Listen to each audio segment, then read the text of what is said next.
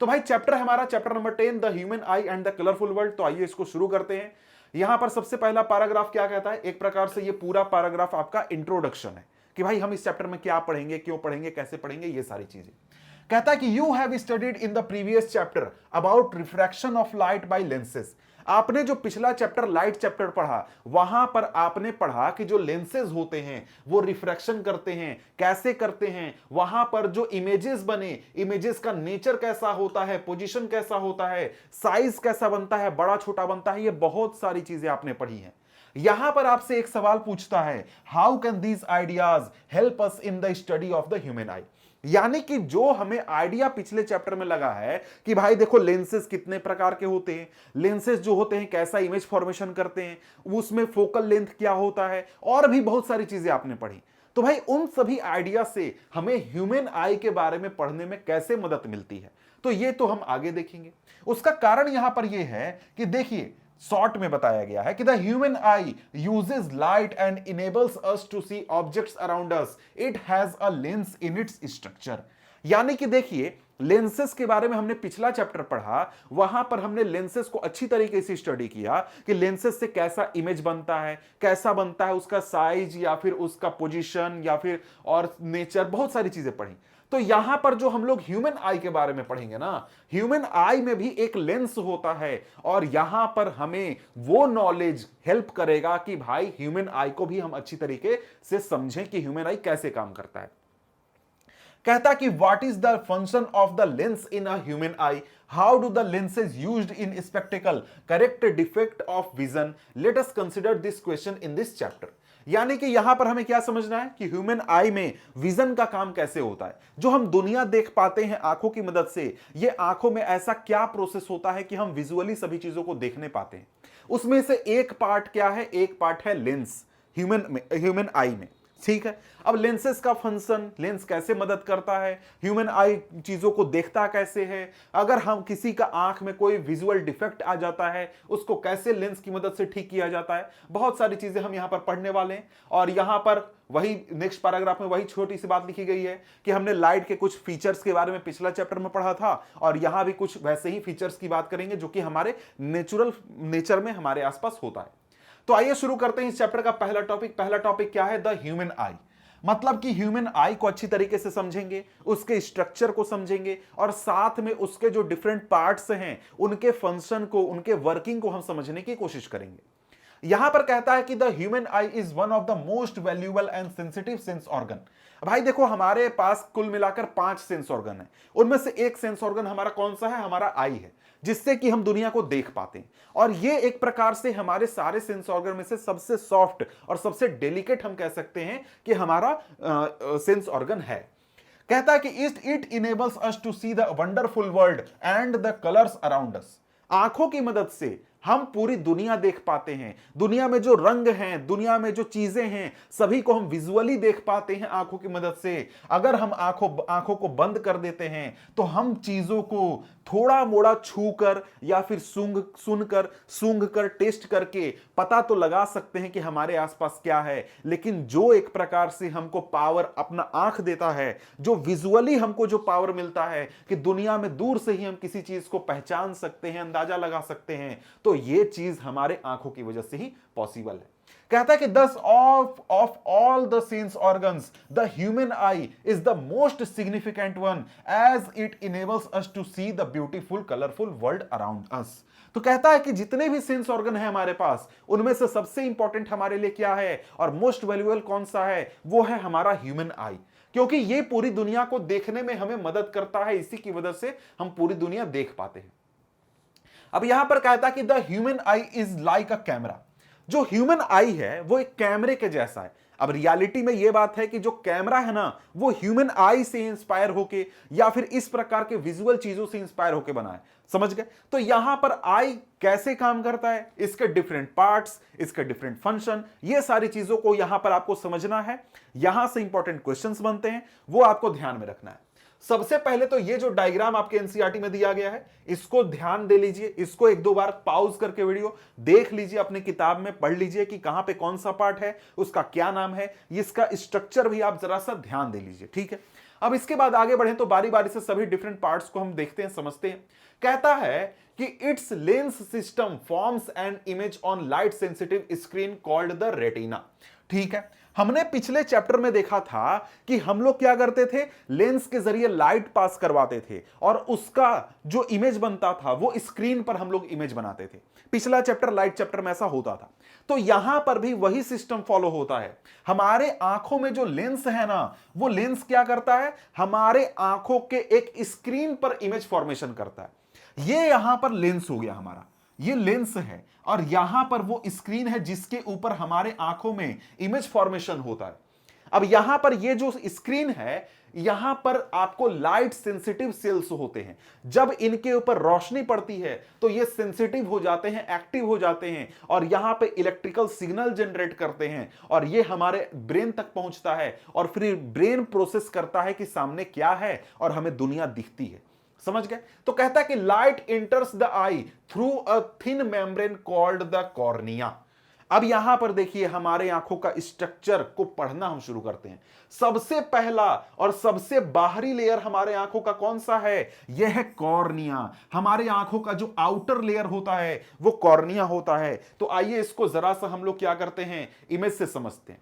अब देखिए यहां पर यह आंख है, इस आंख के सबसे ऊपर आपका जो लेयर है, मतलब कि जैसे हमारे शरीर पर चमड़ी है जिसको कि हम छू सकते हैं, वैसे ही हमारों आंख के ऊपर जो लेयर है जिसको कि फिजिकली हम टच कर सकते हैं, वो हमारा कॉर्निया है। अब देखिए एक चीज यहां पर प्रिकॉशन रखिएगा, आंख को छूने का ट्राई मत कीजिएगा, आपका आंख डैमेज हो सकता है। इस प्रकार के कभी भी एक्सपेरिमेंट नहीं करना है। मतलब मैं आपको समझाने के लिए कह रहा हूं कि जैसे हमारे शरीर पर स्किन होता है उसी प्रकार से हमारे आंखों पर क्या होता है, कॉर्निया होता है। ठीक है, अब यहां पर कॉर्निया की अगर हम लोग बात करें तो कॉर्निया के कुछ फंक्शन वगैरह अगर हम लोग देख लेते हैं, समझ लेते हैं, तो कॉर्निया क्या है, एक थिन मेम्ब्रेन है जो कि आइरिस के ऊपर होता है। आइरिस क्या है अभी तुरंत हम लोग बात करेंगे, परेशान नहीं होना। ठीक है, इसका फंक्शन क्या है, हमारे कॉर्निया का फंक्शन क्या है? ठीक है, through this light enters the I, this is the most delicate part of the I. Cornea के थ्रू ही हमारे आंखों में लाइट एंटर करता है और ये हमारे आई का one of the most delicate part है।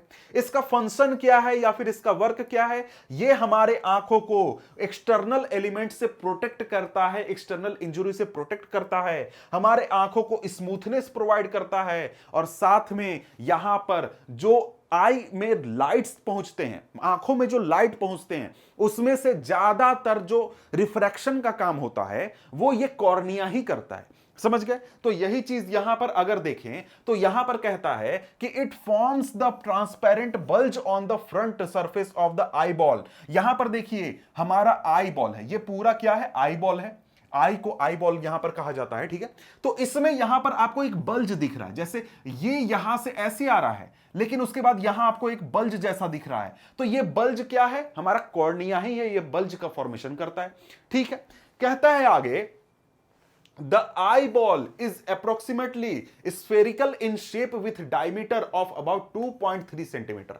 जो हमारा आई बॉल होता है वो परफेक्ट स्फेयर नहीं होता है लेकिन लगभग स्फेरिकल उसका शेप होता है और इसका डायमीटर कितना होता है, 2.3 सेंटीमीटर होता है आई का डायमीटर। ठीक है, अब यहां पर आगे कहता है कि most of the refraction for the light rays entering the I occurs at the outer surface of cornea.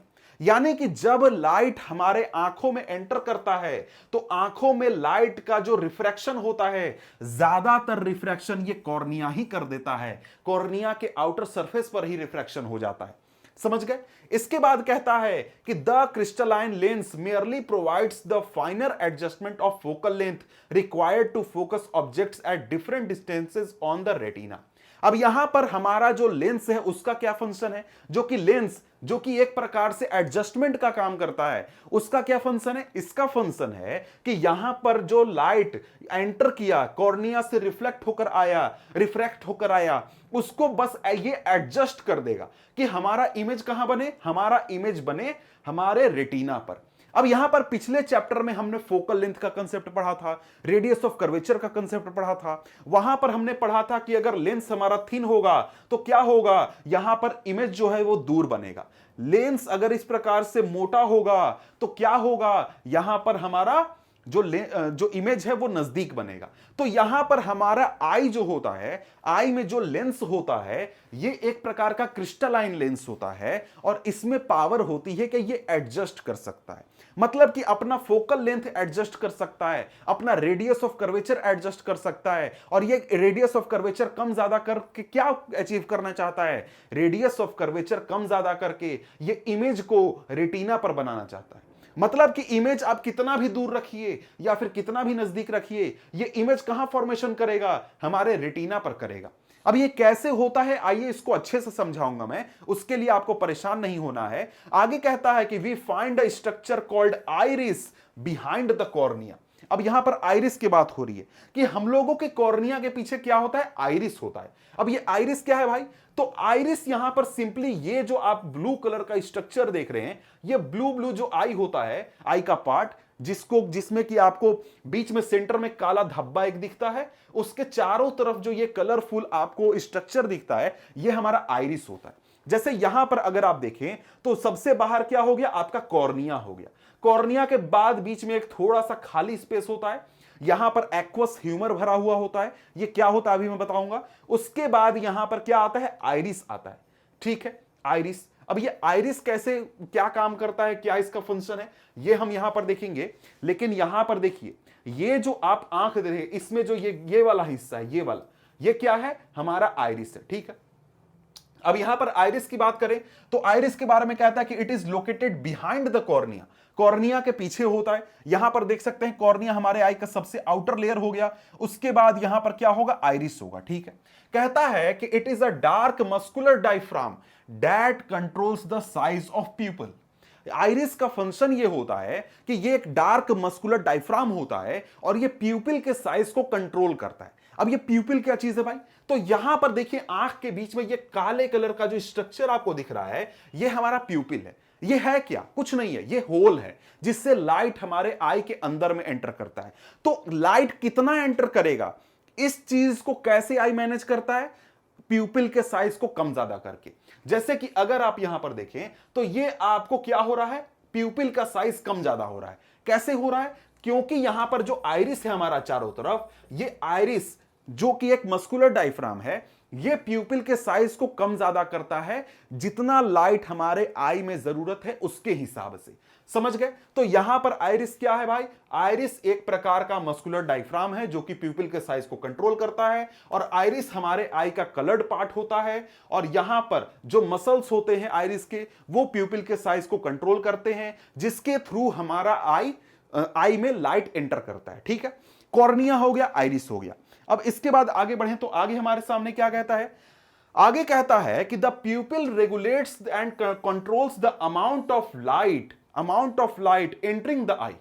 यहां पर प्यूपिल क्या है, प्यूपिल एक प्रकार का होल है, एक प्रकार का छिद्र है जिसके थ्रू लाइट हमारे आई के अंदर एंटर करता है। मतलब कि यहां पर अभी तक क्या हुआ, अभी तक अगर हम लोग देखें तो लाइट कहां पर है, लाइट है अभी तक यहां पर। मतलब कि यहां फर्स्ट आपका कॉर्निया आ गया, कॉर्निया के बाद ये खाली जगह है, यहां पे कुछ नहीं होता, यहां पे एक्वस ह्यूमर भरा हुआ होता है। एक्वस ह्यूमर की बात मैं अभी कर दूंगा थोड़ी देर में। उसके बाद यहां पर आइरिस आ गया। आइरिस जो है, आइरिस से थ्रू होकर लाइट पार नहीं करता है।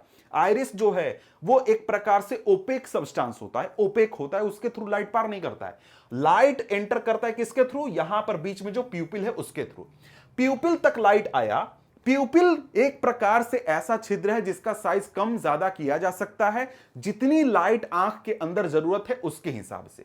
प्यूपिल का साइज कंट्रोल कौन करता है, आइरिस करता है। ठीक है, अब यहां पर प्यूपिल क्या है आपको पता चल गया। अब इसके बाद आगे बढ़े तो आगे कहता है कि the eye lens forms an inverted real image of the object on the retina.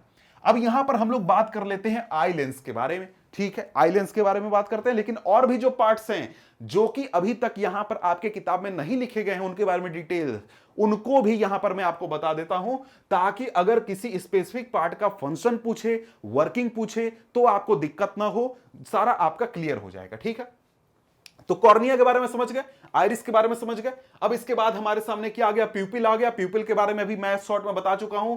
प्यूपिल is the opening at the centre of iris through which light passes. The iris adjusts the size of pupil to control the amount of light that enters the eye. Simple सी बात है। इसका working क्या होता है? Working यही होता है, सिंपल सी बात है कि अगर हम किसी लाइट वाले एनवायरनमेंट में चले जाएंगे, मतलब जहां पर धूप का मौसम है, बाहर खुले में चले जाए, धूप है, तो क्या होगा? हमारा जो प्यूपिल का साइज है वो इस प्रकार से छोटा हो जाएगा। क्या हो जाएगा? ये आइरिस उसको छोटा कर देगा। क्यों? क्योंकि बाहर लाइट बहुत ज्यादा है। लाइट बहुत ज्यादा है तो क्या दिक्कत होगा? उससे हमारे आंखों को चीजें दिखेंगी नहीं, ब्राइटनेस बहुत ज्यादा होगा। कभी कभी होता है कि भाई ब्राइटनेस बहुत ज्यादा होता है तो हम देख नहीं पाते, ऐसे ऐसे ऐसे करते रहते हैं। क्यों? लाइट ज्यादा है इसलिए। वहां पर क्या होगा? आई जो है प्यूपिल के साइज को कॉन्ट्रैक्ट कर देगा, आइरिस कॉन्ट्रैक्ट कर देगा।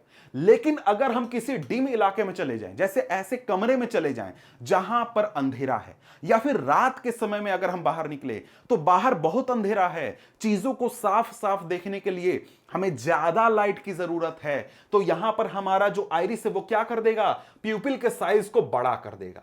प्यूपिल का साइज बड़ा हो जाएगा तो क्या होगा? ज्यादा लाइट अंदर एंटर करेगा और हम ज्यादा चीजों को देखने पाएंगे। तो इस प्रकार से ये हमारा प्यूपिल काम करता है। इसके बाद हमारा आ जाता है आई लेंस या फिर क्रिस्टलाइन लेंस। आई लेंस हमारे आंखों में किस प्रकार का लेंस है? ये एक प्रकार का क्रिस्टलाइन लेंस है, ठीक है। An optical lens is a transparent convex lens. और हां, टाइप कैसा है? कॉन्वेक्स लेंस है। कैसा लेंस है भाई? कॉन्वेक्स लेंस है। कॉन्वेक्स लेंस के बारे में आप पिछले चैप्टर में पढ़ चुके हैं कि इमेज फॉर्मेशन कैसा होता है, कैसे काम करता है, ये सारी चीजें। अब ये जो हमारा कॉन्वेक्स लेंस है हमारे आंख में, ये एक फ्लेक्सिबल और सॉफ्ट मटेरियल से बना हुआ है जो कि अपना शेप चेंज कर सकता है ताकि डिफरेंट डिस्टेंसेस पर हम लोग क्या कर सके? डिफरेंट डिस्टेंसेस पर हम लोग चीजों को साफ साफ देख सकें। मतलब कोई भी चीज अगर इतनी नजदीक है फिर भी उसको देख सकें, और कोई चीज 500 मीटर दूर है उसको भी हम लोग क्लियरली देख सकें। अब यहां पर ये जो हमारा लेंस है ये हमारे रेटिना पर इमेज फॉर्मेशन करता है। और कैसा इमेज फॉर्मेशन करता है? Real and inverted image formation करता है। क्लियर बात है? कोई दिक्कत नहीं, कोई डाउट नहीं। अब इसके बाद अगर आगे देखें तो आगे भी कुछ है। क्या है भाई? आगे हमारे सामने अब हम देख रहे हैं सिलियरी मसल। सिलियरी मसल के बारे में यहां पर अभी तक बात नहीं किया गया है, आगे बात किया जाएगा, लेकिन मैं यहां पर आपको बता दे रहा हूं ताकि आपको एक ही बार में आई के सारे पार्ट्स के बारे में आपको समझ में आ जाए, ठीक है। अब यहां पे सिलियरी मसल क्या होते हैं? सिलियरी मसल एक प्रकार के मसल होते हैं जो कि हमारे आई लेंस को होल्ड करके रखते हैं, और यही वो मसल हैं जो कि हमारे लेंस के साइज को एडजस्ट करने में, चेंज करने में मदद करते हैं। कैसे काम करते हैं ये इनको जरा सा समझ लेते हैं। आगे आप चैप्टर में पढ़िएगा तो आपको फायदा करेगा, आसानी से आपको समझ में आ जाएगा, ठीक है। These muscles hold the eye lens and it control the size of the lens. If for some reason these muscles become weak, then the eye lens is not known to change its shape and its contraction capacity decreases. मतलब ये जो ciliary muscle है ये अगर अपना काम ठीक से अगर नहीं करेगा तो हम लोगों को देखने में दिक्कत होगा। हम लोग जो आसानी से इतनी नजदीक की चीजों को भी देख लेते हैं और दूर की चीजों को भी देख लेते हैं तो वो चीज नहीं होने पाएगा। जो आप फोकस करते हैं, जैसे मैं यहां पर कोई सामान रखा, मेरे आंख ने एडजस्ट किया, फोकस किया, ये मुझे क्लियरली दिख रहा है। क्यों? क्योंकि मेरा सिलियरी मसल अच्छी तरीके से काम कर रहा है और ये एडजस्ट कर रहा है। अगर मैं दूर की चीज देखूं फिर भी मुझे दिख जाएगा। क्यों? क्योंकि मेरा सिलियरी मसल ठीक से काम कर रहा है, चीजों को एडजस्ट कर रहा है, ठीक है। इसके अगर ये काम नहीं करे तो बहुत प्रॉब्लम होगा, ठीक है। अब ये काम कैसे करता है ये समझते हैं। पहली बात कि सिलियरी मसल किस रूप में होता है? इस प्रकार से, मतलब हमारे आई के चारों तरफ होता है, चारों तरफ है और चारों तरफ से लेंस को खींचता है, सभी तरफ से खींचता है, ऐसे ऐसे ऐसे सभी तरफ से खींचेगा, समझ गए। अब यहां पर देखिए, इमेज देखिए, यहां पर जब हमारा सिलियरी मसल रिलैक्स रहेगा, सिलियरी मसल ये वाला है, रेड वाला, ये सिलियरी मसल जब रिलैक्स रहेगा तो हमारा लेंस खींचा हुआ रहेगा, टाइट रहेगा, और उस समय क्या होगा? हमारा लेंस पतला रहेगा। पतला रहेगा मतलब हम दूर की चीजों को फोकस कर सकते हैं। क्यों भाई? क्योंकि यहां पर फोकल लेंथ बढ़ गया, रेडियस ऑफ कर्वेचर बढ़ गया, समझ गए। तो यहां पर हमारा क्या हो गया? लेंस पतला हो गया और हम दूर की चीजों को फोकस कर सकते हैं, समझ गए, दूर की चीजों को देख सकते हैं। अब यहां पर जब हमको नजदीक की चीजें देखनी होती हैं, जैसे किताब हम पढ़ते हैं या कोई भी कंप्यूटर स्क्रीन देखते हैं, तब हमारे आंखों को मेहनत करना होता है। हमारे इस मसल को, आई लेंस के ये जो मसल है, सिलियरी मसल, इसको मेहनत करना होता है। कैसे? ये सिलियरी मसल क्या करता है? अंदर की ओर पुश करता है, अंदर की ओर धक्का देता है, तब जाकर यहां पर ये लेंस जो है वो इस प्रकार से मोटा हो जाता है। मतलब यहां पर जो फोकल लेंथ है वो छोटा हो जाता है और हम यहां पर नजदीक की चीजों को देखने पाते हैं। समझ गए? तो यहां पर अब ये बोलेगा कि सर यहां पर उल्टा हो रहा है, कुछ गड़बड़ है। नहीं, ये सही है। यहां पर अगर आपको दूर की चीजें देख रहे हैं आप, तो आपकी आंखों पर जोर नहीं पड़ता है। क्यों? क्योंकि हमारा सिलियरी मसल रिलैक्स कर रहा होता है। ठीक है, लेकिन अगर हम नजदीक की चीजें देख रहे हैं तो हमारे आंखों पर जोर पड़ता है, आंखों को मेहनत करना पड़ता है, क्योंकि सिलियरी मसल अंदर की ओर पुश करता है। समझ गए? अब यहां पर देखिए, यहां पर अगर आप देखें तो आपको लगेगा कि सर यहां पर इस धागे, इस मसल के साथ स्ट्रिंग जैसा कुछ लगा हुआ है। ये क्या है भाई? ये सेंसरी लिगामेंट है। सेंसरी लिगामेंट क्या होता है? ये सिलियरी मसल को लेंस के साथ जोड़ता है और ये एक प्रकार से खींचने और धक्का देने में मदद करता है। क्या होता है कि जब सिलियरी मसल हमारा रिलैक्स करता है तो ये सेंसरी लिगामेंट पूरा ताकत से खींच रहा होता है इस प्रकार से, और लेंस हमारा पतला रहता है। लेकिन जब हमारा सिलियरी मसल अंदर की ओर पुश करता है, सभी तरफ से अंदर की ओर पुश करता है, तो ये सस्पेंसरी लिगामेंट जो है ये ढीला हो जाता है और हमारा लेंस क्या हो जाता है? मोटा हो जाता है, बल्ज हो जाता है, और हम एक प्रकार से नजदीक की चीजों को देखने पाते हैं। ये काम कैसे करता है यहां पर मैं जरा सा आपको दिखाता हूं। किधर गया? ये देखिए, यहां पर आप देख रहे हैं ये क्या है? ये हमारा लेंस है, और यहां पर ये रेड वाला क्या है? रेड वाला हमारा सिलियरी मसल है दोनों तरफ से, और यहां पर बीच में सस्पेंसरी लिगामेंट यहां पर अटैच्ड है। तो जब हम नॉर्मल कंडीशन में रहेंगे, दूर की चीजें देखेंगे, तो सिलियरी मसल पीछे आकर अपने जगह पर बैठ जाएगा, बोलेगा नहीं हमको काम नहीं करना है, सारा काम अपने होगा। ठीक है, और उस कंडीशन में क्या होगा? लेंस हमारा पतला हो जाएगा। ठीक है, लेकिन हमको नजदीक की चीजों पर जब फोकस करना है तब ये सिलियरी मसल अंदर की ओर पुश करेगा, चारों तरफ से अंदर की ओर पुश करेगा, और फिर हमारा लेंस क्या हो जाएगा? बल्ज हो जाएगा, मोटा हो जाएगा, और हम क्या कर पाएंगे? नजदीक की चीजों पर फोकस कर नहीं पाएंगे। इस प्रकार से हमारा सिलियरी मसल काम करता है। अब इस सिलियरी मसल के बाद अगर हम लोग बात करें तो यहां पर सिलियरी मसल हमने समझ लिया। इसके बाद हमारा विट्रस ह्यूमर बोले तो हमारे आई में लेंस के बाद जो पूरा इलाका है, यहां पर एक जेली लाइक लिक्विड सब्सटेंस भरा हुआ होता है, जो कि हमारा विट्रस ह्यूमर होता है। इसका काम क्या होता है? हमारे आई बॉल को शेप देना इसका काम होता है, और यहां पर जो लेंस के बाद लाइट है वो विट्रस ह्यूमर से होकर गुजरता है। इसके बाद हमारा एक्वस ह्यूमर, शुरू में हमने बात किया था, हमारे आई के बाहर यहां जो कॉर्निया है, कॉर्निया और यहां पर आइरिस के बीच में जो जगह होता है, यहां पर एक्वस ह्यूमर भरा हुआ होता है। यह भी एक प्रकार का लिक्विड है। ठीक है, इसका काम क्या होता है? यह आई को नरिशमेंट प्रोवाइड करता है, और इसका जो बल्ज है, कॉर्निया वाला बल्ज, उसको फुलाकर रखता है, और साथ में जो आई है वो लगातार स्मॉल अमाउंट में एक्वस ह्यूमर बनाते रहता है। तो ये डिफरेंट पार्ट्स जो थे ये हमने देख लिए। अब आगे देखते हैं। आगे यहां पर अब रेटिना की बात की गई है कि the retina is a delicate membrane having enormous number of light sensitive cell. यहां पर रेटिना क्या है? एक प्रकार का आप स्क्रीन कह सकते हैं या फिर डेलिकेट मेम्ब्रेन कह सकते हैं, जिसमें बहुत सारे संख्या में लाइट सेंसिटिव सेल्स होते हैं। ठीक है, the light sensitive sales gate activated upon illumination and generate electrical signals. मतलब ये जो सेल्स हैं, इनके ऊपर जब भी लाइट पड़ेगा तो ये क्या हो जाएंगे? एक्टिवेट हो जाएंगे और इलेक्ट्रिकल सिग्नल जनरेट करेंगे। यहां पर जैसे कि आप देख सकते हैं, तो यहां पर देखें तो यहां पर हमारे पीछे साइड में, मतलब आई के पीछे साइड में क्या होता है? यहां पर हमारा रेटिना होता है। यहां पर जैसे कि ये रेटिना का स्ट्रक्चर है, जिसमें कि कई सारे आपको लाइट सेंसिटिव सेल होते हैं। जब इनके ऊपर रोशनी पड़ती है लेंस से आकर के, जब रोशनी पड़ेगी तो ये सेल्स एक्टिव हो जाएंगे और इलेक्ट्रिकल सिग्नल जनरेट करेंगे, और ये इलेक्ट्रिकल सिग्नल फिर हमारे ऑप्टिक नर्व के थ्रू हमारे ब्रेन तक पहुंचाया जाएगा, और फिर ब्रेन उसको क्या करेगा? प्रोसेस करेगा, और यहां पर क्या होगा? हम लोग इमेज फॉर्मेशन अपने ब्रेन में करेंगे। सिंपल सी बात है। इसके बाद यहां पर ऑप्टिक नर्व भी आता है। ऑप्टिक नर्व क्या है भाई? हमारा ये नर्व एक प्रकार का नर्व सेल जो कि हमारे आई से शुरू होता है, मतलब आई से, रेटिना से इंफॉर्मेशन लेकर हमारे ब्रेन तक पहुंचाता है। वही हमारा क्या हो गया? नर्व सेल हो गया। ठीक है, सॉरी, ऑप्टिक नर्व हो गया। इसके बाद आगे बढ़ें तो आगे यही बात लिखी गई है कि these signals are sent to the brain via the optic nerve. ये जो सिग्नल बनाए गए, तैयार किए गए रेटिना के द्वारा, ये हमारे ब्रेन तक भेजे जाते हैं, ऑप्टिक नर्व के थ्रू भेजे जाते हैं। आगे कहता है कि the brain interprets this signal and finally processes the information so that we perceive object as they are. यानी कि जो ब्रेन है वो इन सिग्नल को रिसीव करता है, प्रोसेस करता है और एक प्रकार से जो सामने दुनिया है उसका इमेज अपने ब्रेन में तैयार करता है और फिर हमें पता चलता है कि हमारे आसपास दुनिया में क्या हो रहा है।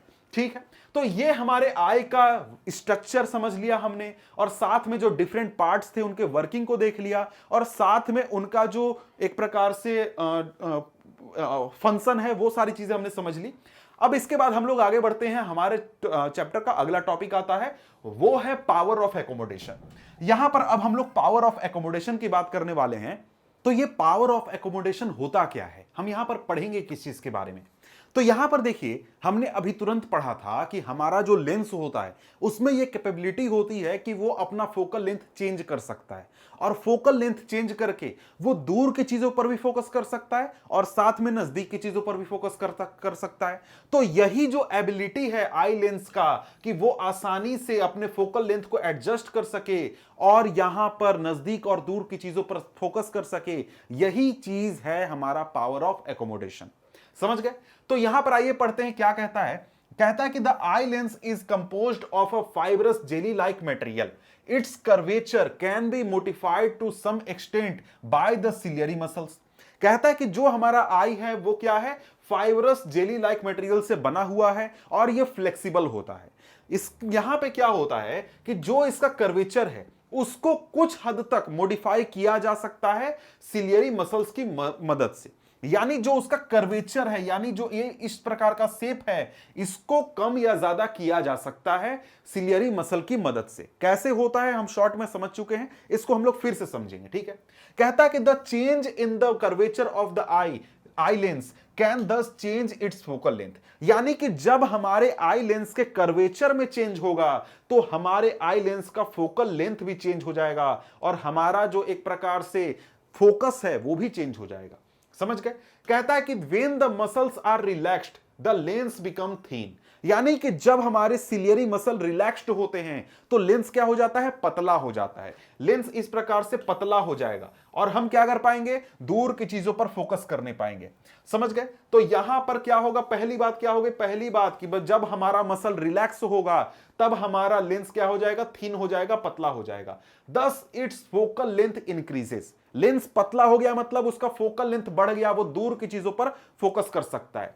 This enables us to see distant object clearly. इस कंडीशन में हम लोग दूर की चीजें आसानी से देखने पाते हैं। इसी प्रकार से when you are looking at objects closer to the eye, the ciliary muscle contract. This increases the curvature of the eye lens. The eye lens then becomes thicker. यहां पर क्या हुआ, बिल्कुल उल्टा। जब आप नजदीक की चीजों को देखते हैं तो क्या होता है, कर्वेचर बढ़ जाता है, इसके बजाय आई लेंस ऐसा हो जाता है कर्वेचर उसका, और साथ में लेंस हमारा क्या हो जाता है, थिक हो जाता है, मोटा हो जाता है, ऐसे मोटा हो जाएगा। तो इस कंडीशन में क्या होगा, फोकल लेंथ जो है वो कम हो जाएगा और साथ में हम नजदीक की चीजों पर आसानी से फोकस करने पाएंगे, यह चीज होगा। अब ये काम कैसे होता है सिलियरी मसल की मदद से, तो आइए जरा सा इसको समझते हैं। वैसे तो हम लोग ये बात कर चुके हैं, देख चुके हैं, लेकिन फिर से समझना जरूरी है। कहता है कि the ability of eye lens to adjust its focal length is called accommodation. ठीक है, when there is change in curvature of eye lens its focal length also changes. जब आई लेंस का कर्वेचर चेंज होता है तो eye lens का focal length भी change हो जाता है। एक कंडीशन में लेंस पतला होगा मतलब फोकल लेंथ बहुत ज्यादा है, हम दूर की चीजों पर फोकस करेंगे। दूसरे कंडीशन में लेंस मोटा हो जाएगा मतलब कि फोकल लेंथ कम है, हम नजदीक की चीजों पर फोकस करने पाएंगे। ठीक है, अब एक सवाल, सबसे इंपॉर्टेंट सवाल, कि यहां पर हम लोग बार बार ये लेंस को कम ज्यादा, फोकल लेंथ कम ज्यादा क्यों कर रहे हैं, हमारे लिए क्या ये क्यों इंपॉर्टेंट है? ये इंपॉर्टेंट इसलिए है क्योंकि पिछले चैप्टर में हमने देखा था कि अगर लेंस का हम लोग फोकल लेंथ चेंज करते हैं तो हम लोगों का जो इमेज फॉर्मेशन होता है उसका डिस्टेंस भी चेंज हो जाता है। मतलब एक बार इमेज यहां बनेगा, दूसरे कंडीशन में इमेज कहीं और बन जाएगा। तो यहां पर अगर हम लोग अपने आई को देखें, आई के इमेज को देखें, तो यहां पर हमें क्या पता चलता है कि जो लेंस है और जो हमारा रेटिना है इसके बीच में डिस्टेंस फिक्स्ड है और हमें हर बार हर कंडीशन में इमेज कहां बनाना है, अपने रेटिना पर बनाना है। तो इस चीज को बनाने के लिए, ऐसा करने के लिए हमारा आई क्या करता है, सॉल्यूशन क्या निकाला है नेचर ने सॉल्यूशन निकाला कि भाई तुम क्या करो, रेटिना का डिस्टेंस उतना ही रखो, लेंस का तुम फोकस ही चेंज कर दो, फोकल लेंथ चेंज करके, कर्वेचर चेंज करके तुम क्या करो, रेटिना पर इमेज बना दो। ऐसा नेचर ने डिजाइन बनाया है। यही चीज हम लोग यहां पर समझ रहे हैं। तो कहता है कि the focal length decreases as the curvature of lens increases, मतलब कि जब कर्वेचर बढ़ेगा तो यहां पर क्या हो जाएगा, हम लोगों का फोकल लेंथ डिक्रीज कर जाएगा। ठीक है, अब यहां पर आगे यही समझते हैं कि यह होता कैसे। इसको तो एक बार हम देख चुके हैं, लेकिन फिर से अच्छे से समझते। पहला कंडीशन क्या है, व्हेन मसल्स आर रिलैक्स्ड, यानी जो सिलियरी मसल है, यानी ये जो रेड वाला ये जो मसल है, ये मसल है, ये क्या हो जाएगा, जब रिलैक्स रहेगा तो लेंस हमारा पतला रहेगा। कैसे, देखिए जो लेंस है जब ये रिलैक्स पोजीशन में होता है ना, तो ये पीछे आकर बैठ जाता है। पीछे दोनों तरफ से नहीं, चारों तरफ से 360 डिग्री लेंस क्या करेगा, खींचेगा, अपने जगह पर बैठ गया। अब वो खींच रहा है तो यहां पर लेंस के ऊपर प्रेशर पड़ रहा है, और यहां पर सस्पेंसरी लिगामेंट होता है, मैंने पहले सेंसरी लिगामेंट बोल दिया था, उसके लिए सॉरी, सस्पेंसरी लिगामेंट होता है जो कि इस सिलियरी मसल को लेंस के साथ जोड़ता है। ये लेंस को खींचेगा और लेंस हमारा पतला हो जाएगा, फोकल लेंथ ज्यादा हो जाएगा और हम फोकस करने पाएंगे डिस्टेंस चीजों पर। ठीक है, लेकिन अगर हमें नजदीक की चीजें देखनी है, अगर हमें कोई भी चीज अपने जैसे मैं ये कमरे में हूं, इस कमरे में मुझे कोई भी चीज देखनी है या कोई किताब पढ़ना है, तब हमारा मसल काम करता है, सिलियरी मसल काम करता है। कैसे काम करता है, ये अंदर की ओर पुश करता है, सिलियरी मसल अंदर की ओर पुश करेगा सभी तरफ से, और ये जो हमारा सस्पेंसरी लिगामेंट है ये ढीला हो जाएगा, रिलैक्स करने लगेगा, और लेंस हमारा क्या हो जाएगा, बल्ज हो जाएगा, मोटा हो जाएगा, यानी फोकल लेंथ क्या हो जाएगा, डिक्रीज कर जाएगा, और हम यहां पर नजदीक की चीजों पर फोकस करने पाएंगे। इस प्रकार से काम होता है। इसको फिर से इमेज हम लोग देखते हैं। यहां पर क्या है, ये हमारा लेंस है, एक सेकेंड, ये लेंस है हमारा, ये वाला लेंस है, ये हमारा सिलियरी मसल है, ये भी सिलियरी मसल है, चारों तरफ से सिलियरी मसल होता है, यहां पर सस्पेंसरी लिगामेंट है, और यहां पे पहला कंडीशन क्या, मसल रिलैक्स कर रहा है। रिलैक्स कर रहा है मतलब पीछे आकर बैठ गया, पीछे आकर बैठ गया तो क्या हो गया, यहां पर लेंस हमारा पतला हो गया, हम लोग क्या कर पाएंगे, दूर की चीजें देखने पाएंगे। दूसरा कंडीशन क्या, हम लोग नजदीक की चीजें देख रहे हैं तो लेंस ये सिलियरी मसल अंदर की ओर पुश करेगा और लेंस हमारा मोटा हो जाएगा और हम नजदीक की चीजें देखने पाएंगे। इस प्रकार से यहां पर हमारा पावर ऑफ एकोमोडेशन काम करता है। तो आइए फिर से एनसीईआरटी में चलते हैं और फिर से एनसीईआरटी पढ़ते हैं। तो यहां पर ये तो हम समझ चुके हैं, the ability of the eye lens to adjust its focal length is called accommodation.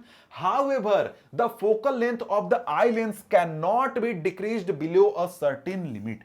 यहां पर एक चीज है कि यहां पर जो ये एडजस्टमेंट होता है आंखों में, फोकल लेंथ को कम ज्यादा किया जा सकता है, उसका एक लिमिट होता है, उसका एक लिमिट तक ही हम लोग देख सकते हैं, वो एक लिमिट तक ही हम लोग एडजस्ट कर सकते हैं, उससे ज्यादा एडजस्ट नहीं कर सकते हैं।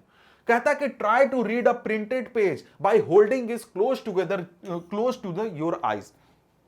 जैसे ये पेज है, इसको हम लोग पढ़ने के लिए नॉर्मली इतनी दूरी से पढ़ते हैं, लेकिन अगर मैं ऐसा करके पढ़ने लगूं तो क्या मैं पढ़ने पाऊंगा, नहीं पढ़ने पाऊंगा। आपको सभी चीजें ब्लर्ड दिखेंगी, धुंधली दिखेंगी। क्यों, क्योंकि इतनी नजदीक तक हमारा आई जो है वो एडजस्ट नहीं कर सकता है अपने फोकल लेंथ को। समझ गए।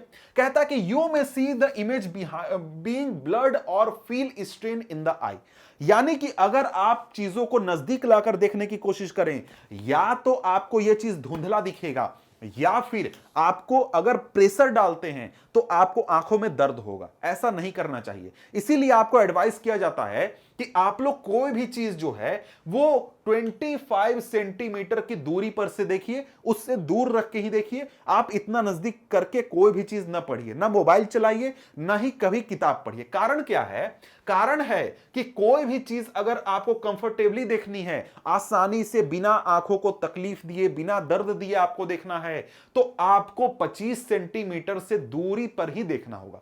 कारण क्या है, कारण है कि यही वो डिस्टेंस है, मिनिमम डिस्टेंस है, जहां तक आपका आंख कंफर्टेबली काम कर सकता है, फोकल लेंथ को एडजस्ट कर सकता है, फोकस कर सकता है। समझ गए।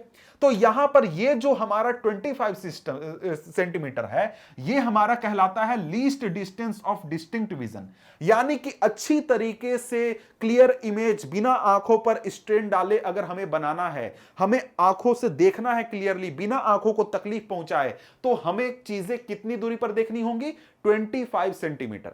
इससे नजदीक की चीजें हम क्लियरली नहीं देख सकते हैं। अगर हम देखने की कोशिश करेंगे, प्रेशर डालेंगे, तो हमारे आंखों पर मसल जोर पड़ेगा, सिलियरी मसल पे प्रेशर पड़ेगा और हमारी आंखें लॉन्ग टर्म में नुकसान उनको पहुंच सकता है। कहता है कि it is also called the near point of the eye. ये जो 25 सेंटीमीटर है ये नियर पॉइंट है, मतलब इतनी नजदीक का की चीजें हम देख सकते हैं, इससे नजदीक की चीजें हम लोग नहीं देख सकते हैं। ठीक है, कहता है कि for a young adult with normal vision the near point is about 25 centimetre. यही बात है कि एक यंग एडल्ट आदमी जिसका नॉर्मल विजन है, आंखों में कोई तकलीफ नहीं है, वो 25 सेंटीमीटर की दूरी तक अपनी चीजों को आसानी से देख सकता है। मतलब 25 सेंटीमीटर सबसे कम, उससे ज्यादा देख सकता है, वो उससे ज्यादा आगे तक देख सकता है। अब यहां पर बात है कि ये तो बात हो गई कि सबसे नजदीक हम लोग कितनी दूरी तक देख सकते हैं। अब बात है कि सबसे दूर हम लोग कितनी दूरी तक देख सकते हैं। तो कहता है कि the farthest point upon which the eye can see object clearly is called the far point of the आई।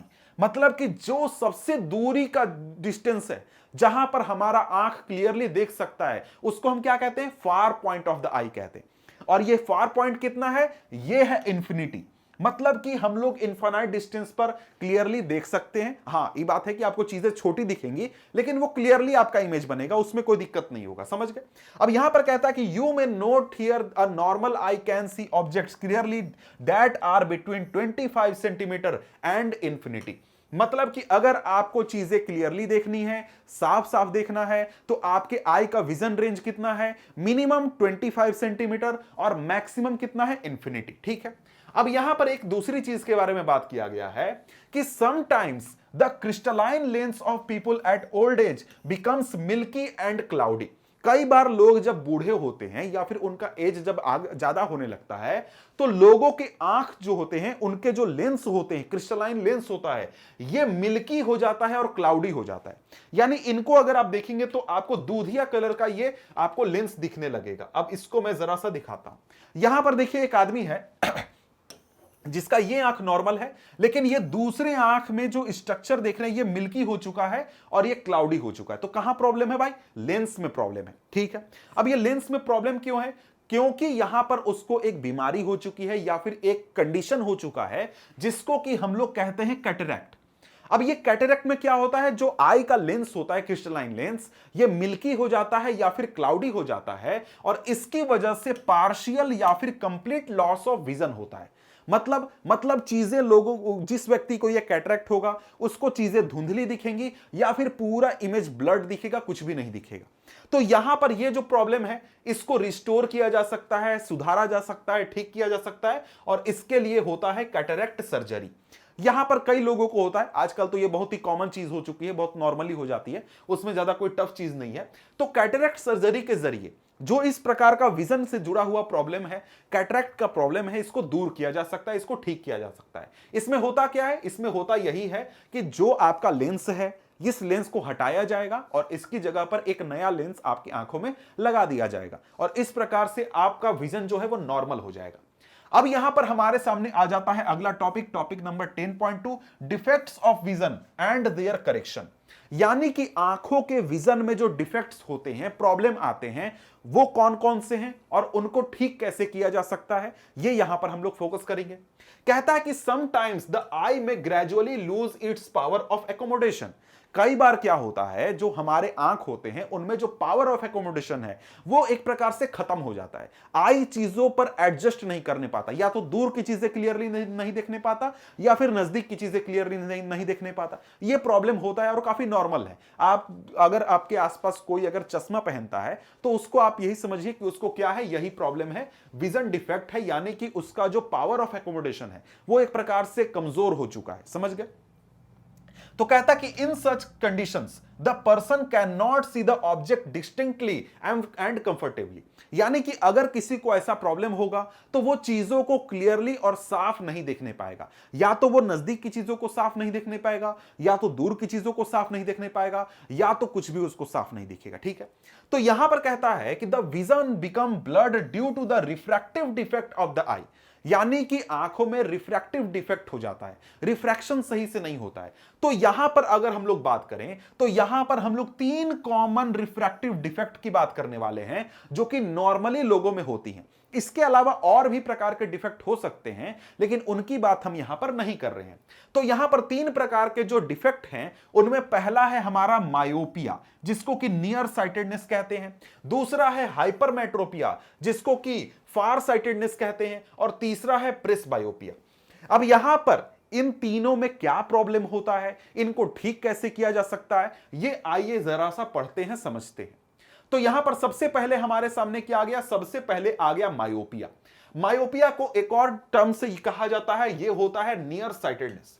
अब यहां पर नियर साइटेडनेस पढ़ के आपको लगेगा कि यार हम नजदीक की चीजें नहीं दिख रही हैं, लेकिन रियलिटी है कि मायोपिया में जो व्यक्ति होता है वो नजदीक की चीजें क्लियरली देखने पाता है और उसको दूर की चीजें क्लियरली नहीं दिखती हैं। मतलब कि नजदीक के विजन में कोई प्रॉब्लम नहीं है, उसको दूर की चीजें, जैसे कि आज यहां से 100 फीट दूर, 50 फीट दूर, 30 फीट दूर अगर कुछ है तो उसको नहीं दिखेगा, उसको विजन ब्लर्ड होगा। नजदीक का चीजें उसको साफ दिखेंगी, दूर की चीजें उसको नहीं दिखेंगी। ये मेन मायोपिया में प्रॉब्लम होता है।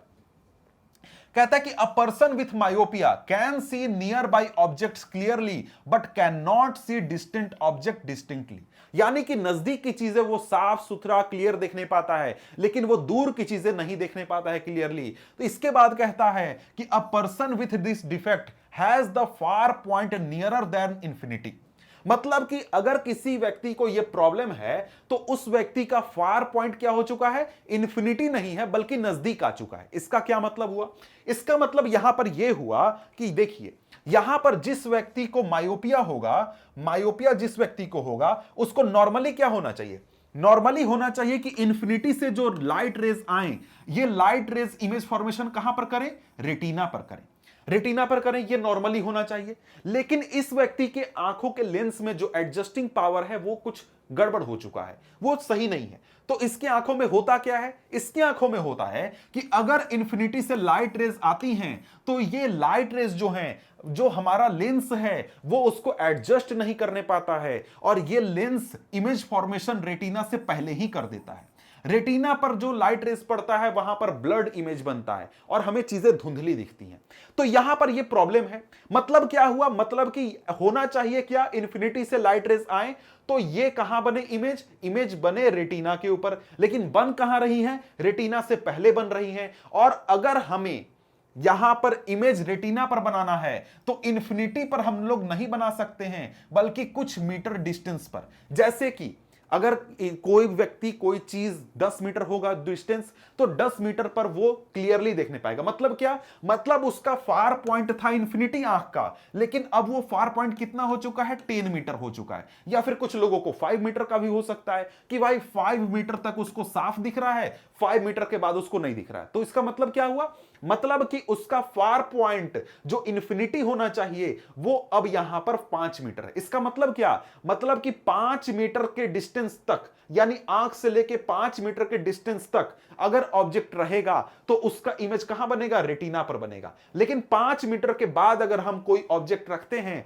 तो इमेज रेटिना पर नहीं बनेगा, रेटिना से पहले ही बन जाएगा। क्लियर है, ये हमारा प्रॉब्लम होता है मायोपिया में। अब यहां पर इसी को आगे पढ़ते हैं तो कहता है कि such a person may see clearly up to a distance of few metres, कुछ मीटर के डिस्टेंस तक वो क्लियरली देख सकता है।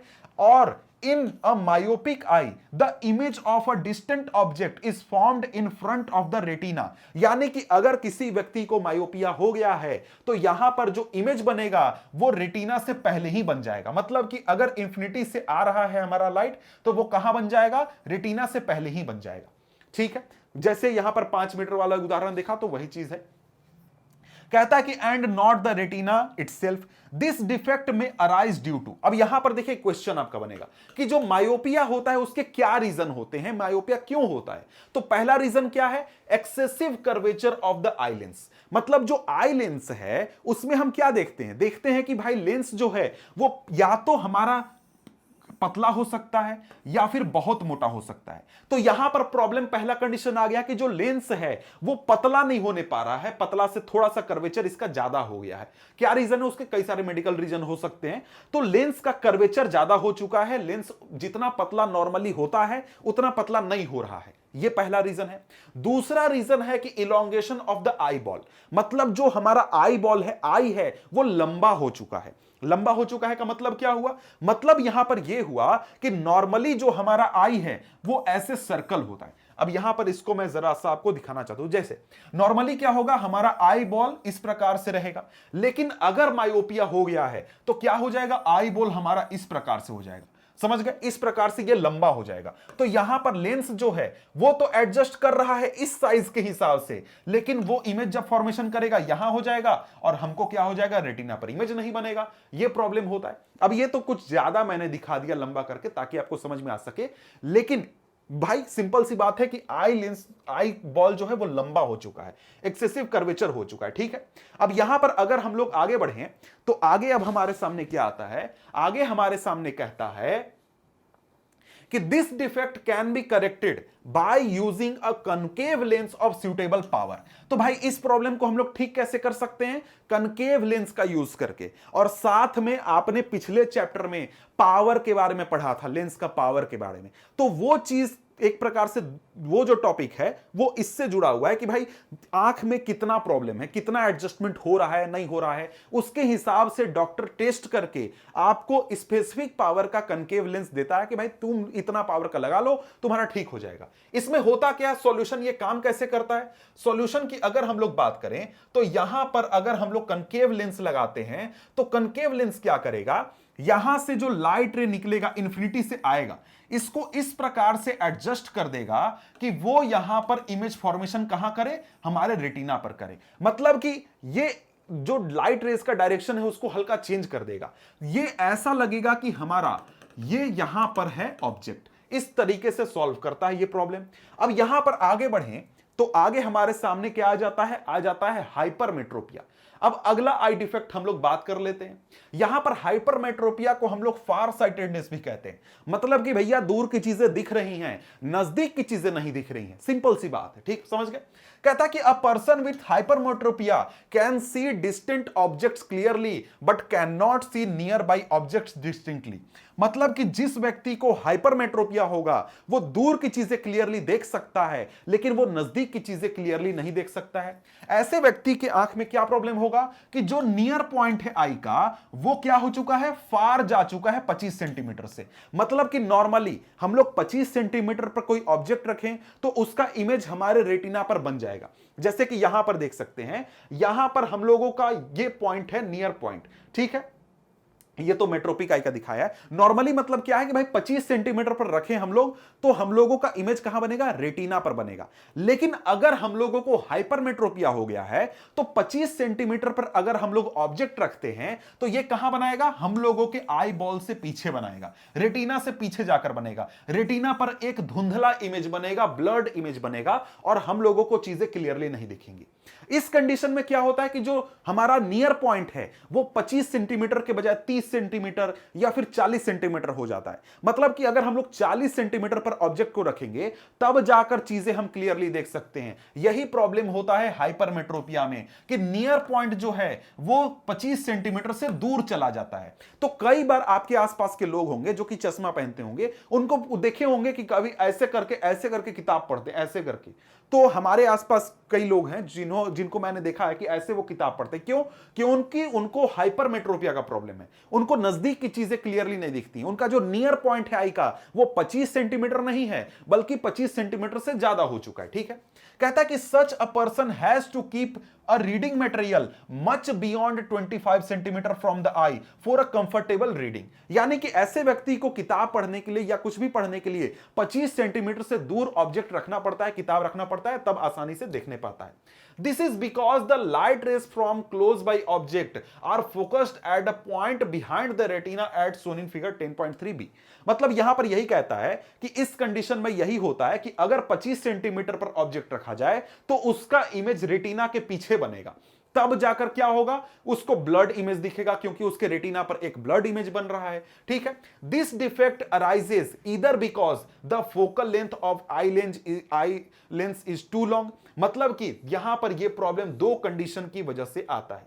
पहला कंडीशन क्या है, पहला कंडीशन है कि जो फोकल लेंथ है आई लेंस का वो क्या हो चुका है, बहुत बढ़ चुका है। समझ गए?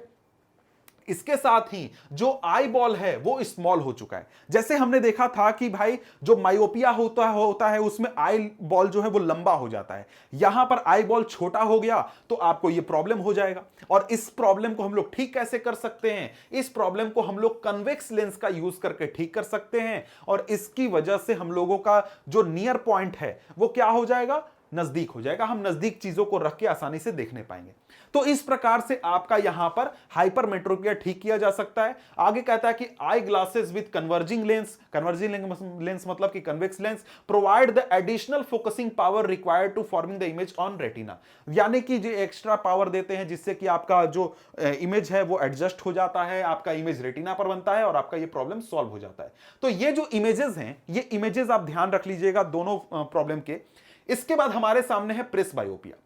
प्रेस बायोपिया क्या होता है? प्रेस बायोपिया भी एक प्रकार से आपका हाइपरमेट्रोपिया जैसा ही प्रॉब्लम है। यहां पर होता यह है कि जो यहां पर पावर ऑफ एकोमोडेशन है आई का, वो डिक्रीज कर जाता है उम्र बढ़ने की वजह से। यानी कई सारे लोग जब बूढ़े हो जाते हैं, या फिर उम्र, बूढ़े का मतलब 70-80 साल की बात नहीं हो रही है, कई लोगों को यह प्रॉब्लम 40-50 साल में भी हो जाता है कि भाई देखो यहां पर जब लोगों की उम्र बढ़ती है तो उनके आई का पावर ऑफ एकोमोडेशन डिक्रीज कर जाता है।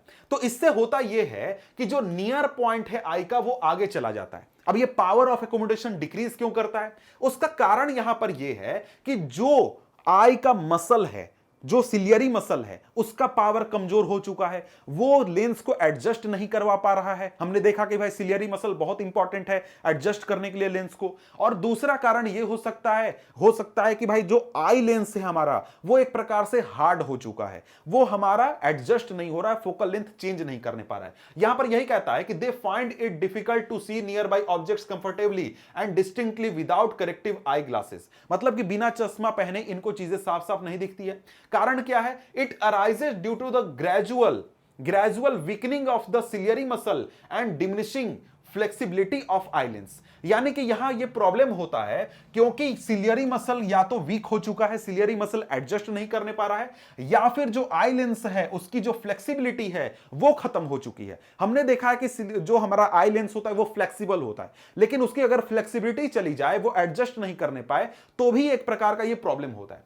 कहता है कि समटाइम्स अ पर्सन में suffer from both myopia and hypermetropia. अब हां, यहां पर इसका सॉल्यूशन नहीं बताया। सॉल्यूशन जरा सा मैं आपको बता देता हूं यहां पर।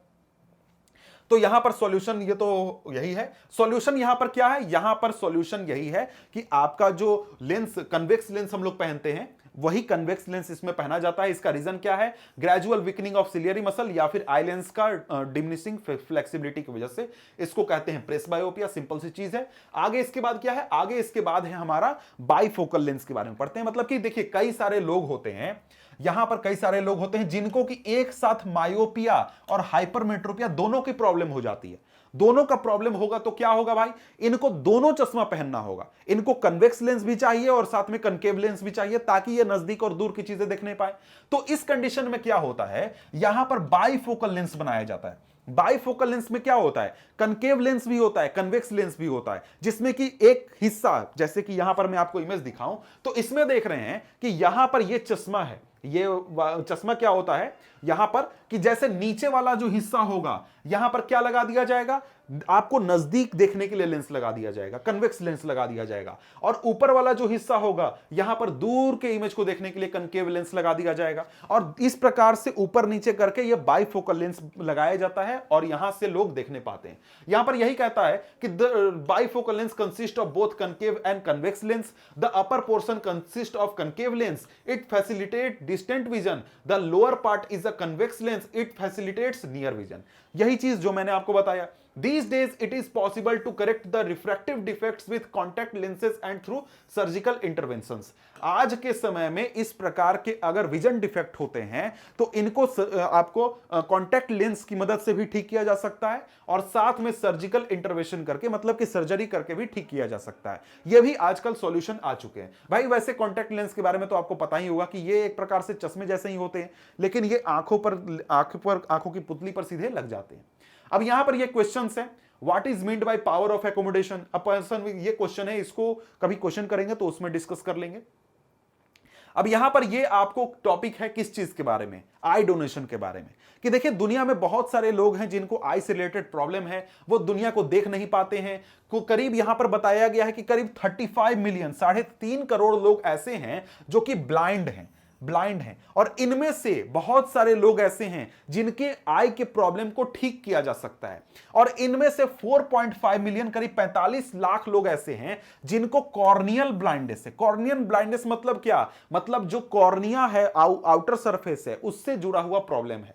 और अगर कोई ट्रांसप्लांट करे, आंख अगर अपना कोई डोनेट करता है, तो उनके कॉर्निया से लोगों के आंखों को ठीक किया जा सकता है। कहता है कि इन 45 लाख लोगों में से 60% ऐसे बच्चे हैं जिनकी उम्र 12 साल से भी कम है। समझ गए? तो यही चीज आपको डोनेट करने के लिए कहता है। यहां पर कौन डोनेट कर सकता है, नहीं कर सकता, यह बताया गया है। जैसे कि आपको कोई प्रॉब्लम हुआ है, या फिर आपको जैसे जो डायबिटिक हैं या फिर हाइपरटेंशन, अस्थमा है, उनके बारे में कहता है कि वो डोनेट कर सकते हैं, सभी लोग डोनेट कर सकते हैं। अब यहां पर आगे देखें तो आगे ये सारी चीजें हैं। अब यहां पर देखिए कुछ कंडीशन बताए गए हैं जहां पर लोग डोनेट नहीं कर सकते हैं, जैसे कि आपको एड्स जिसको है वो डोनेट नहीं कर सकता है, हेपेटाइटिस बी या सी है डोनेट नहीं कर सकता है, रेबीज वाले डोनेट नहीं कर सकते हैं, ल्यूकीमिया जिसको है वो डोनेट नहीं कर सकता है, कलरा या फिर टेटनस, ये सारे प्रॉब्लम्स है वो लोग डोनेट नहीं कर सकते हैं। ये सारी बातें आपको यहां पर बताई गई हैं और यह बताया गया कि भाई देखो, अगर मौत होती है तो मौत होने के 4 से 6 घंटे के अंदर आंख निकालना होता है, तभी वो कारगर होता है, काम करता है। अब ये सारी बातें हो गई तो हम बढ़ते हैं अगले टॉपिक की ओर। अगला टॉपिक है हमारा refraction of light through a prism. भाई देखो यहां पर अब हम लोग रिफ्रैक्शन की बात करेंगे। रिफ्रैक्शन वैसे हम पिछले चैप्टर में पढ़ चुके हैं, लेकिन यहां पर हम लोग रिफ्रैक्शन कराएंगे प्रिज्म की मदद से। तो यहां पर भी पिछले चैप्टर की ही बात कर रहा है। कह रहा है कि you have learned how light get refracted through a rectangular glass slab. तो पिछले चैप्टर में हमने ग्लास स्लैब से रिफ्रैक्शन कराया था। हमने वहां पर देखा था कि जो लाइट रे हैं वो क्या हो जाते हैं, डायरेक्शन अपना चेंज कर देते हैं जब एक मीडियम से दूसरे मीडियम में जाते हैं। कहता है कि for parallel refracting surfaces as in a glass slab the emergent ray is parallel to the incident ray. यानी कि जब हम पैरेलल रिफ्रैक्टिंग सरफेसेस से रिफ्रैक्शन कराते हैं तो वहां जो हमारा इमर्जेंट रे होता है वो इंसिडेंट रे के बराबर होता है। इमर्जेंट रे और इंसिडेंट रे का मतलब क्या हुआ, मतलब कि जैसे ये मेरे सामने प्रिज्म है, प्रिज्म क्या है, एक डेंसर मीडियम है, समझ गए, ये एक दूसरा ग्लास का मीडियम है, और एयर में क्या है, दूसरा मीडियम है ये।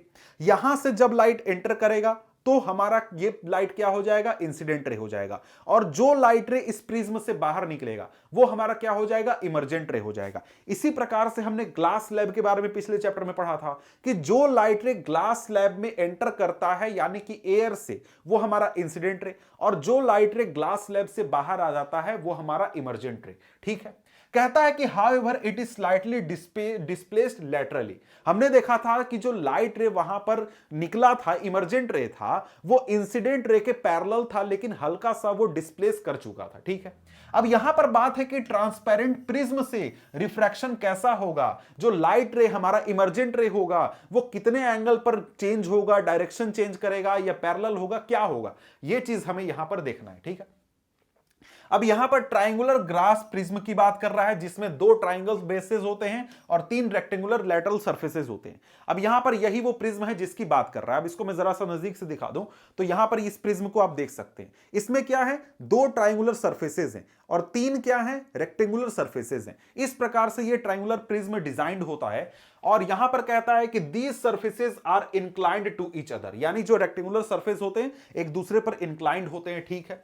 आगे कहता है कि the angle between 2 lateral faces is called the angle of prism.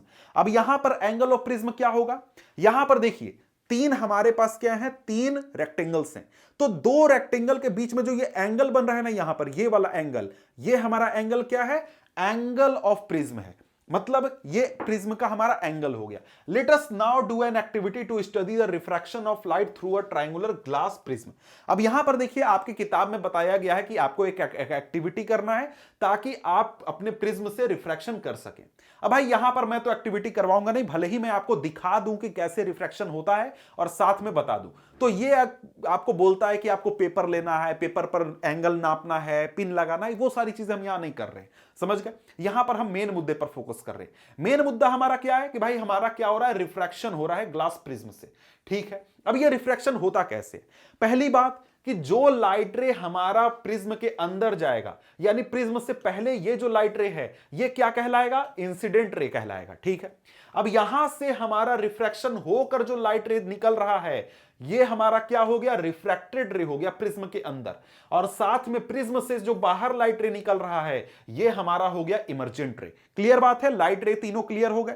इसके बाद यहां पर एंगल ए है एंगल ऑफ प्रिज्म, यानी जो ये वाला एंगल है ये हो गया एंगल ऑफ प्रिज्म, मतलब कितने एंगल का प्रिज्म है। ठीक है, इसके बाद यहां पर जो ये हमारा एंगल बन रहा है, इंसिडेंट रे का एंगल बन रहा है परपेंडिकुलर से, यहां पर इस के परपेंडिकुलर से, सरफेस के परपेंडिकुलर से जो ये एंगल बन रहा है ये एंगल आई हो गया, यानी कि एंगल ऑफ इंसिडेंस। और यहां पर ये रिफ्रैक्शन के बाद, पहले सरफेस पर रिफ्रैक्शन के बाद जो एंगल बना, यहां पर जो इस तरफ एंगल बना ये एंगल ऑफ रिफ्रैक्शन हो गया। ठीक है, इसके बाद यहां पर एंगल ई, यानी कि जब लाइट रे निकल गया हमारे प्रिज्म से बाहर तो वो परपेंडिकुलर से जितना एंगल बना ये हमारा एंगल ई हो गया, यानी एंगल ऑफ इमर्जेंस।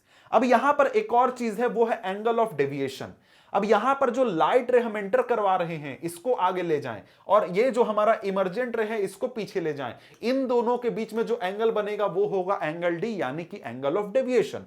ये सारे कंसेप्ट अगर आपके क्लियर हो गए तो हम क्या करते हैं, अब हम अपने एक्टिविटी पर थोड़ा सा मूव करते हैं और हम ये रिफ्रैक्शन कराते हैं। तो यहां पर होता क्या है, यहां पर होता यह है कि जब हम इस प्रकार से लाइट रे डालते हैं तो लाइट रे भेजते हैं, तो यह हमारा मीडियम कौन सा है, यह है एयर, और यहां पर मीडियम कौन सा है, यह है ग्लास। अब भाई हम लोग का एयर एक हमारा रेयर मीडियम है और ग्लास एक डेंसर मीडियम है, तो हमें पता है कि जब भी लाइट रे एक रेयर मीडियम से डेंसर मीडियम की ओर जाता है तो लाइट रे क्या करता है, हमारे नॉर्मल की ओर मूव करता है। यहां पर देख रहे हैं ये हमारा नॉर्मल है, यानी 90 डिग्री है इस सरफेस का, इसके नजदीक इस तरफ मूव कर रहा है, लाइट रे इसके नजदीक जा रहा है, और यहां पर यही होगा कि लाइट रे ऐसे जाएगा नॉर्मल की तरफ मूव करेगा। लेकिन जब यहां पर ग्लास से एयर में लाइट रे जाता है, यानी कि एक डेंसर मीडियम से रेयर मीडियम में जाता है, तो नॉर्मल से ये लाइट रे दूर जाता है। ठीक है, लाइट रे क्या कर रहा है, दूर जा रहा है। ठीक है, ये हमारा क्या हो गया, प्रिज्म का रिफ्रैक्शन हो गया। तो आइए जरा सा हम लोग क्या करते हैं, इसको मैं लाइव करके दिखाता हूं। अब मुझे लगता है कि ये जो चीज है ये आपको साफ साफ दिखेगा, तो आइए इसको जरा सा हम लोग टेस्ट करते हैं। ये बहुत ही सिंपल चीज है, उतना कुछ टफ चीज नहीं, मैं पूरा अंधेरा कर देता हूं ताकि आपको साफ साफ दिखे। ये हमारा लाइट रे है, ये लाइट रे सिंपल जा रहा है। ठीक है, अब ये हमारा प्रिज्म से जैसे ही गुजरेगा तो इस प्रकार का एंगल बनाएगा, आपको दिख रहा होगा, यहां पर आप ये देख सकते हैं। अब आपको पता चल रहा है या नहीं, लेकिन मैं आपको दिखाने की कोशिश कर रहा हूं।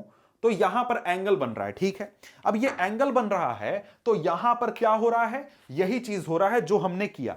क्या किया हमने भाई, हमने लाइट रे लेजर लाइट के जरिए भेजा, प्रिज्म से टकराया, ऐसे बेंड हुआ लाइट और फिर ऐसे बेंड होकर निकल गया। क्यों निकल गया, वही बात है, एयर से गया ग्लास में तो नॉर्मल की तरफ मूव किया, बेंड हुआ, और साथ में जब ग्लास से एयर गया तो वो नॉर्मल से दूर गया, इसलिए इस तरफ बेंड हो गया। यही चीज हुआ हमारे एक्टिविटी में। ठीक है, अब यहां पर आगे बढ़े तो आगे कहता है कि here PE is the incident ray, वही बात है जो मैंने आपको बता दिया। पीई क्या है, इंसिडेंट रे है, एफ रिफ्रैक्टेड रे है, एफएस आपका इमर्जेंट रे है, तीनों हम बात कर चुके हैं। पीई मैंने नहीं कहा था लेकिन आपको दिखा दिया था मैंने। ठीक है, कहता है कि you may note that the ray of light is entering from air to glass at first surface A B, यानी कि यहां पर ए बी जो सरफेस है, ये वाला सरफेस है, यहां पर लाइट रे एयर से ग्लास में जा रहा है।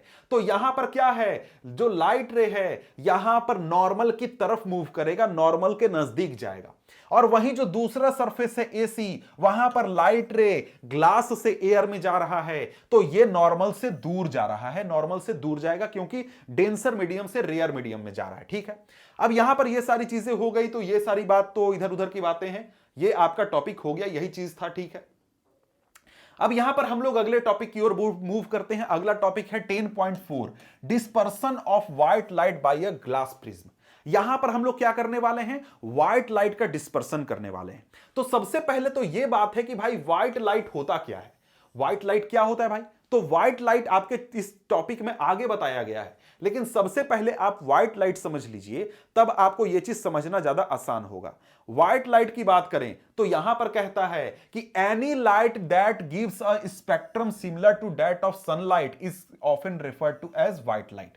अब भाई सनलाइट के जैसा स्पेक्ट्रम जो दे डिस्पर्सन के बाद, वही हमारा व्हाइट लाइट होता है।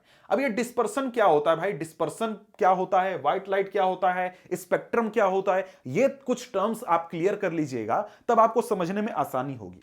तो आइए इनको हम सबसे पहले क्लियर कर लेते हैं, समझ लेते हैं। तो प्रिज्म वगैरह की तो हम लोग बात कर सकते हैं, ठीक है। डिस्पर्सन क्या होता है, when light passes through the prism the white light split into its constituent colors. This process is called dispersion. यानी कि जब व्हाइट लाइट किसी प्रिज्म से होकर गुजरता है तो जो व्हाइट लाइट है वो अपने कंस्टिट्यूएंट कलर्स में टूट जाता है। मतलब कि जिन कलर्स के लाइट से मिलकर व्हाइट लाइट बना है उनमें टूट जाता है। ये क्लियर हो गया कि भाई डिस्पर्सन क्या होता है। यानी कि व्हाइट लाइट अगर हम डालेंगे तो व्हाइट लाइट हमारा 7 कलर्स से मिलकर बना हुआ होता है, red, orange, yellow, green, blue, violet, ठीक है। और साथ में एक और कलर है भाई, यहां पर इंडिगो, वायलेट, इंडिगो यहां पर छूट गया है, इंडिगो नहीं लिखा हुआ है, इंडिगो भी साथ में होगा। तो कुल मिलाकर 7 कलर्स में टूट जाता है। तो व्हाइट लाइट का मतलब क्या, व्हाइट लाइट वैसा लाइट है जिसमें कि ये 7 कलर्स प्रेजेंट होते हैं, ये व्हाइट लाइट हो गया। डिस्पर्सन क्या हो गया कि जब हम प्रिज्म के जरिए व्हाइट लाइट पास कराते हैं ये अपने कंस्टिट्यूएंट कलर्स में टूट जाता है। यही प्रोसेस हमारा क्या होता है, डिस्पर्सन होता है। क्लियर हो गया। तो ये अब आगे बढ़ते हैं। तो आगे क्या कहता है, कहता है कि you must have seen and appreciated the spectrum colour in the rainbow. आपने रेनबो देखा होगा, इंद्रधनुष देखा होगा, और वो देखकर आपको बहुत खुशी भी हुआ होगा। उसमें आपको क्या दिखता है, उसमें कुल मिलाकर 7 कलर्स होते हैं, ठीक है। कहता है कि how could the white light of the sun give us various colours of the rainbow. जो हमारा सनलाइट है जो कि एक प्रकार का व्हाइट लाइट है, क्यों भाई, क्योंकि उसमें 7 कलर्स होते हैं, ठीक है। तो ये हमको वेरियस कलर्स रेनबो के कैसे देता है, कैसे ये देता है। तो इस क्वेश्चन को पढ़ने से पहले, समझने से पहले आपको प्रिज्म के जरिए जो रिफ्रैक्शन होता है उसको समझना होगा। अब रिफ्रैक्शन जो हमने प्रिज्म का देख लिया कि प्रिज्म में कैसे रिफ्रैक्शन होता है, उसी टॉपिक को आगे बढ़ाया गया है। और यहां पर हमारा क्या हो रहा है, अब हम क्या पढ़ रहे हैं, डिस्पर्सन पढ़ रहे हैं। कैसे पढ़ रहे हैं भाई, तो यहां पर उसके लिए आपको एक्टिविटी बताया जा रहा है, एक्टिविटी आपको करना है। एक्टिविटी तो हम यहां पर करेंगे नहीं, यहां पर हम लोग क्या करेंगे, यहां पर हम लोग जान लेंगे कि यहां पर क्या हो रहा है, ठीक है। अब वैसे इसके थ्रू पढ़ाने से अच्छा है कि मैं आपको ऐसे ही बता देता हूं, तो आपको पढ़ने में आसानी होगी। अब यहां पर बात है, सवाल क्या है, सवाल है कि हम लोग व्हाइट लाइट डालते हैं प्रिज्म में तो ये 7 कलर्स में क्यों टूट जाता है, अलग अलग कलर्स हमें क्यों दिखने लगते हैं। इसका कारण यहां पर यह है कि जो अलग अलग कलर्स होते हैं इनका लाइट का वेवलेंथ अलग अलग होता है, इनका एनर्जी अलग अलग होता है। तो जब यहां पर ये प्रिज्म के सरफेस से टकराते हैं, यहां पर इनका रिफ्रैक्शन होता है, तो रेड कलर जो है वो अलग डायरेक्शन पकड़ लेगा क्योंकि उसका एंगल ऑफ डेविएशन क्या होगा, अलग होगा। उसके बाद ऑरेंज का अलग एंगल ऑफ डेविएशन होगा, साथ में yellow, green, blue, indigo, violet सारा का एंगल ऑफ डेविएशन क्या होगा, अलग अलग होगा। इस वजह से यहां पर हमको 7 कलर्स दिखते हैं जब लाइट रे हमारा प्रिज्म से पार होता है, क्योंकि सभी के एनर्जी अलग है, वेवलेंथ अलग है और सभी अलग अलग एंगल ऑफ डेविएशन शो करते हैं। यही चीज यहां पर कहता है कि when a fine beam of white light passes through a prism a coloured strip of light appears on the white screen placed on the other side of prism. This coloured strip is called spectrum of light. यानी कि यही जो coloured strip हमें मिलता है जिसमें 7 colour होते हैं, इसी को हम क्या कहते हैं, स्पेक्ट्रम कहते हैं। इस स्पेक्ट्रम में जो अपर एंड है वो हमारा रेड होता है, लोअर एंड पर्पल होता है, और बाद इसके अलावा बीच में कई सारे कलर्स होते हैं, जैसे कि सबसे ऊपर रेड होगा, उसके बाद orange, yellow, green, blue, indigo, violet. VIBGYOR आपने इसका नाम सुना होगा, ठीक है। विबग्योर, वायलेट सबसे नीचे है, लेकिन विबग्योर आप इसको याद करते हैं या फिर पढ़ते हैं, ठीक है। अब इसके बाद यहां पर आगे बढ़ें तो आगे स्पेक्ट्रम क्या होता है ये तो हम लोग बात कर चुके हैं। व्हाइट लाइट क्या, any light that forms the spectrum similar to sunlight, यानी कि 7 लाइट का जो स्पेक्ट्रम देगा वो हमारा क्या होगा, व्हाइट लाइट होगा, ठीक है। अब इसके बाद यहां पर आगे बढ़ें तो आगे एनसीईआरटी को हम देखते हैं। एनसीईआरटी में क्या कहता है, कहता है कि the prism has probably split the incident white light into band of colours. Note the colours that appear on the two end of colour band, यानी कि सबसे ऊपर वाला कलर और सबसे नीचे वाला कलर आपको ध्यान देना है। सबसे नीचे वायलेट आपको मिलेगा, सबसे ऊपर क्या मिलेगा आपको, रेड मिलेगा, ठीक है। कहता है कि what is the sequence of colour that you see on the screen, colours का सीक्वेंस क्या है, the various colours you see are violet, indigo, blue, green, yellow, orange and red. और इन कलर्स को हम लोग शॉर्ट में याद करने के लिए क्या कहते हैं, विबग्योर कहते हैं, ठीक है। कहता है कि the band of the coloured components of a light beam is called its spectrum, यानी जो कलर्ड कंपोनेंट हमको मिला व्हाइट लाइट से 7 कलर्स जो टूट कर मिले, यही हमारा क्या होता है, स्पेक्ट्रम कहलाता है, ठीक है। कहता है कि you might not be able to see all the colours separately, आपको हो सकता है कि सभी कलर्स जो हैं क्लियरली नहीं दिखें, साफ साफ नहीं दिखें, उसके कई सारे रीजन है, जैसे आपको कई सारे कलर जो हैं वो इंटरमिक्स हो जाते हैं या साफ साफ नहीं दिखते हैं। कहता है कि yet something makes each colour distinct from the other, the splitting of light into its component colour is called dispersion, यानी कि लाइट का उसके कॉन्स्टिट्यूएंट कलर में तोड़ना हमारा क्या होता है, डिस्पर्सन होता है, ठीक है। You have seen that white light is dispersed into its 7 color component by a prism. Why do get these colors? हम इन कलर्स को क्यों देख पाते हैं, हमें ये कलर्स क्यों मिलते हैं। कहता है कि different colours of light bend through different angle with respect to the incident ray as they pass through prism. यहां पर कहता है इसका कारण यह है कि जो अलग अलग कलर्स होते हैं वो अलग अलग एंगल ऑफ डेविएशन या फिर अलग अलग एंगल ऑफ इंसिडेंस रिफ्रैक्शन सारा शो करते हैं। कारण क्या है, मैंने आपको पहले ही बता दिया कि जो सारे आपके जो सारे लाइट रेज होते हैं उनका वेवलेंथ अलग अलग होता है, सबका एनर्जी अलग अलग होता है, इस वजह से उनका एंगल ऑफ डेविएशन अलग अलग होता है, समझ गए। कहता है कि the red light bend the least while the violate the most, जो रेड लाइट होता है वो सबसे कम बेंड होता है और जो वायलेट लाइट होता है वो सबसे ज्यादा बेंड होता है। क्यों, क्योंकि वायलेट लाइट जो है उसका जो वेवलेंथ होता है वो सबसे कम होता है, एनर्जी सबसे ज्यादा होता है, वहीं जो रेड लाइट होता है उसका जो वेवलेंथ होता है वो सबसे ज्यादा होता है। जैसे कि यहां पर मैं आपको दिखाऊं, यहां देखिए, यहां देख सकते हैं जो रेड लेंथ है इसका वेवलेंथ सबसे ज्यादा है, वायलेट का सबसे कम है, एनर्जी किसमें ज्यादा, वायलेट में ज्यादा है, और रेड में सबसे कम है एनर्जी। इस वजह से यहां पर जो हमारा रेड लाइट है वो सबसे कम बेंड होगा और जो वायलेट लाइट है वो सबसे ज्यादा बेंड होगा। Thus the rays of each colour emerge along different path and thus become distinct, it is the band of distinct colour that we see in the spectrum. और इसी वजह से जब ये लाइट अपना अलग अलग डायरेक्शन पकड़ लेते हैं तब ये कलर्स हमें सेपरेटली दिखते हैं, अलग अलग दिखते हैं। अब यहां पर कहता है कि Isaac Newton was the first to use a glass prism to obtain the spectrum of sunlight. Isaac Newton ने क्या किया था, सबसे पहले ये हमारा जो स्पेक्ट्रम है इसको प्राप्त किया था। उन्होंने क्या किया, जो कलर्स हैं व्हाइट लाइट के उसको एक प्रकार से अलग अलग निकाला, ठीक है। उसके बाद he tried to split the colours of spectrum of white light further by using another similar prism. उन्होंने एक प्रिज्म लगाकर पहले स्पेक्ट्रम निकाला, फिर दूसरा प्रिज्म लगाकर सोचा कि यार एक और बार हम लगाएंगे ना तो और कलर्स हमको मिल जाएंगे। ऐसा उन्होंने ट्राई करने का कोशिश किया, लेकिन उनको 7 कलर के बाद कोई भी 8वां कलर नहीं मिला। उसके बाद उन्होंने क्या किया, ये जो प्रिज्म है इसको उन्होंने इसी प्रकार के प्रिज्म को इन्वर्टेड पोजीशन में लगा दिया। जैसे ये प्रिज्म अगर हमने ऐसे रखा है तो दूसरे प्रिज्म को इसका उल्टा करके सामने लगा दिया। जैसे अगर मैं आपको इमेज दिखाऊं तो आपको अच्छे से समझ में आएगा। इमेज तो बहुत क्लियर है, सिंपल सी चीज है। जैसे कि यहां पर अगर दिखाएं इस प्रकार से, एक प्रिज्म इस प्रकार से लगा है तो दूसरा प्रिज्म इसका उल्टा करके लगाया गया। इस प्रकार से इन्होंने जब ये प्रिज्म लगाया तो यहां पर क्या हुआ, इनको एक व्हाइट लाइट मिल गया। जब मतलब व्हाइट लाइट डाला प्रिज्म में तो वो 7 कलर्स में टूटा और 7 कलर्स जब प्रिज्म से होकर गुजरे तो वो एक व्हाइट लाइट के रूप में बाहर आ गए। यहां पर यही कहता है कि with respect to the first figure 10.6 this allowed all the colours of the spectrum to pass through the second prism, he found a beam of white light emerging from the other side of second prism. उनको दूसरे prism से बाहर क्या मिला, white light निकलते हुए मिला। This observation gave Newton the idea that the sunlight is made up of 7 colours. इसकी वजह से न्यूटन साहब को क्या पता चला कि जो हमारा सनलाइट है वो 7 रंगों से 7 कलर्स से मिलकर बना हुआ है। उन्होंने ये अपना रिजल्ट निकाल कर दिया। अब यहां पर हम लोग बात करने वाले हैं अगले टॉपिक के बारे में। ये क्या है भाई, ये हम लोग का है रेनबो फॉर्मेशन, कि भाई रेनबो क्यों बनता है, रेनबो हमें क्यों दिखता है, ये चीज हम यहां पर समझेंगे। ये भी एक प्रकार से हमारा डिस्पर्सन की वजह से ही होता है, लेकिन यहां पर इसका जो सिस्टम है वो थोड़ा सा डिफरेंट है। कैसे डिफरेंट है आइए समझते हैं। कहता कि a rainbow is a natural spectrum appearing in the sky after a rain shower.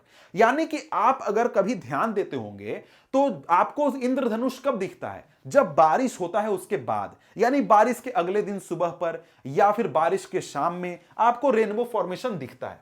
अब ये होता क्यों है, ये रेनबो बनता क्यों है? ये बनता इसलिए है क्योंकि यहां पर जो वाटर के ड्रॉपलेट्स होते हैं जो कि एयर में प्रेजेंट होते हैं, आसमान में प्रेजेंट होते हैं, ये क्या करते हैं? सनलाइट का डिस्पर्शन करते हैं।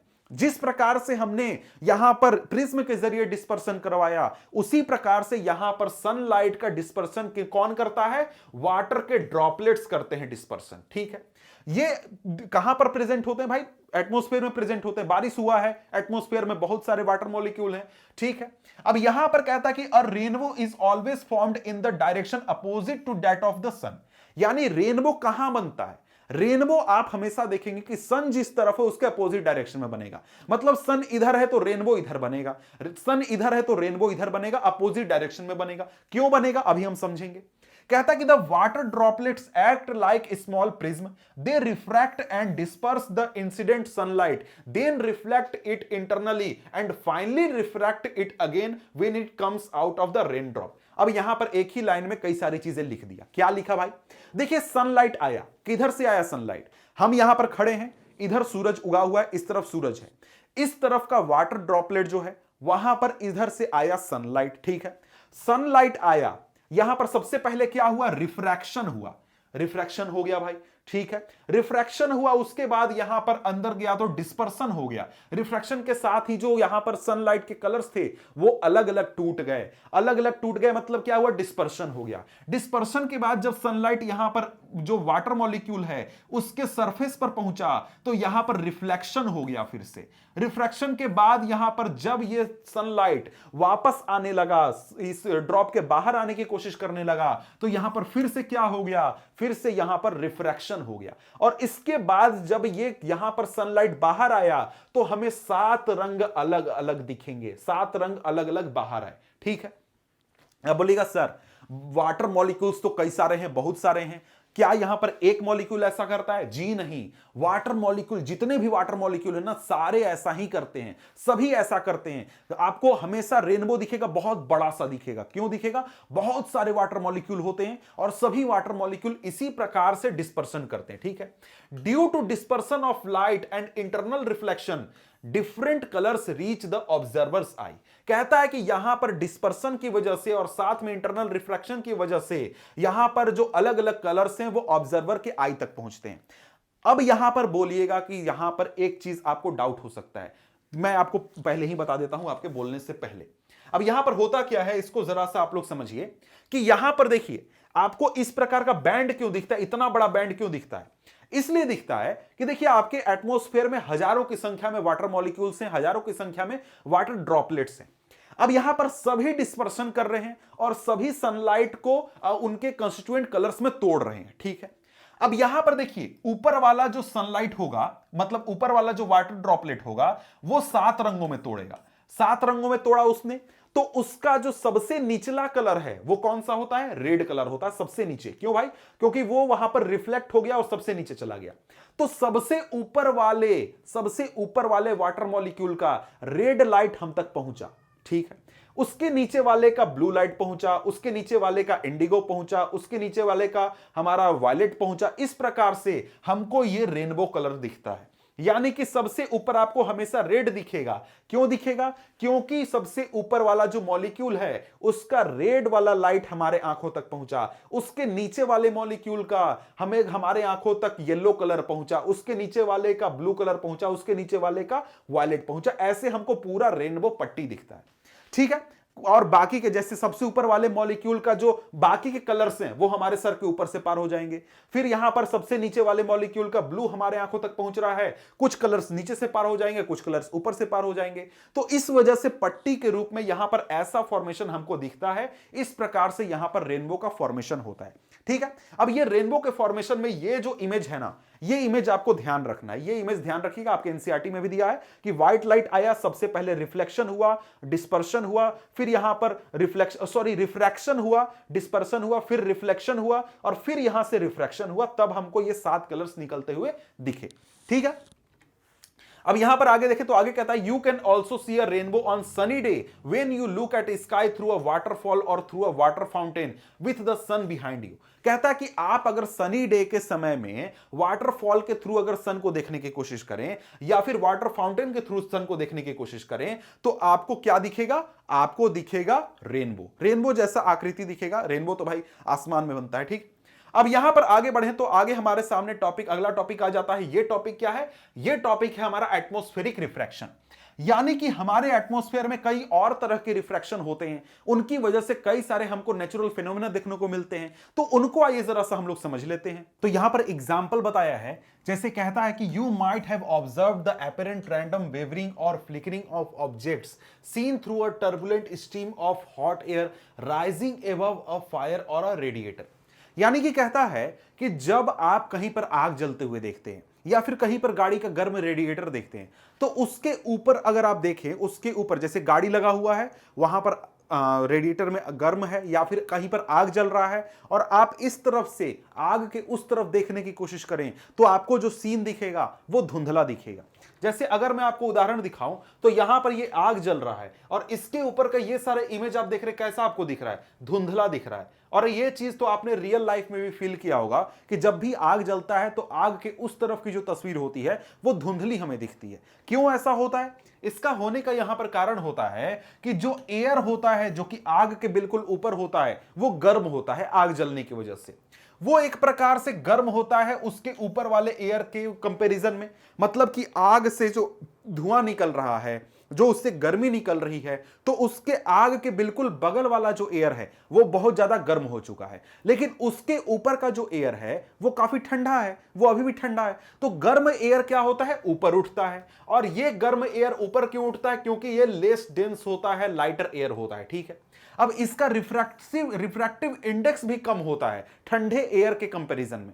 तो जब ये गर्म एयर ऊपर उठता है, आग के ऊपर, आग से गर्म होकर हवा जब ऊपर उठता है तो यहां पर जो रिफ्रैक्टिव मीडियम है, जो मतलब एयर है, उसका रिफ्रैक्टिव इंडेक्स लगातार चेंज होता है। क्योंकि यहां पर गर्म एयर, ठंडा एयर दोनों आपस में मिक्स होते हैं, इंटरमिक्स होते हैं, और यहां पर जो ये रिफ्रैक्टिव इंडेक्स है वो लगातार चेंज होते रहता है इनके इंटरमिक्सिंग की वजह से। इसलिए यहां पर जो एपरेंट पोजीशन है ऑब्जेक्ट का, जब हम आग के उस पार की तस्वीर देखते हैं, जैसे यहां पर आग जल रहा है, मैं यहां खड़ा हूं, उस तरफ कोई चीज है, मैं देख रहा हूं, तो वो हमें धुंधला झिलमिलाता हुआ दिखेगा। क्यों? क्योंकि आग के ऊपर का जो रिफ्रैक्टिव इंडेक्स है वो लगातार चेंज हो रहा है। क्यों? गर्म हवा और ठंडा हवा के मिक्सिंग की वजह से दोनों का रिफ्रैक्टिव इंडेक्स अलग होता है, दोनों की डेंसिटी अलग होती है, इस वजह से। ठीक है, कहता है कि दिस वेवरिंग इज दस an effect of atmospheric refraction. मतलब कि यहां पर ये क्या है? एक उदाहरण है एटमॉस्फेरिक रिफ्रैक्शन का, और ये उदाहरण तो बहुत स्मॉल स्केल पर है। इसके अलावा हमारे एनवायरमेंट में बहुत बड़े स्तर पर भी एटमॉस्फेरिक रिफ्रैक्शन होता है, जैसे कि जो स्टार्स हैं उनका ट्विंकलिंग। इसके अलावा जो हमारे एटमॉस्फेयर का आपको स्काई का कलर ब्लू दिखता है वो भी एटमॉस्फेरिक रिफ्रैक्शन का उदाहरण है। इसके अलावा देखें तो हमारा जो ये सनसेट के समय या फिर सनराइज के समय जो सन का कलर हमें रेड दिखता है, ये भी क्या है? एटमॉस्फेरिक रिफ्रैक्शन का उदाहरण है। अब यहां पर सबसे पहले हम पहला टॉपिक समझते हैं, पढ़ते हैं, यह ट्विंकलिंग ऑफ स्टार्स, यानी जो स्टार्स है वो ट्विंकल क्यों करते हैं। ठीक है, अब यहां पर कहता है कि the twinkling of a star is due to atmospheric refraction of star light.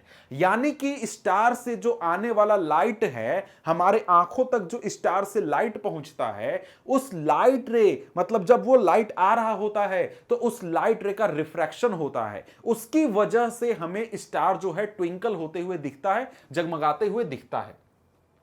कहता है कि the star light on entering the earth atmosphere under goes refraction continuously before it reaches the earth.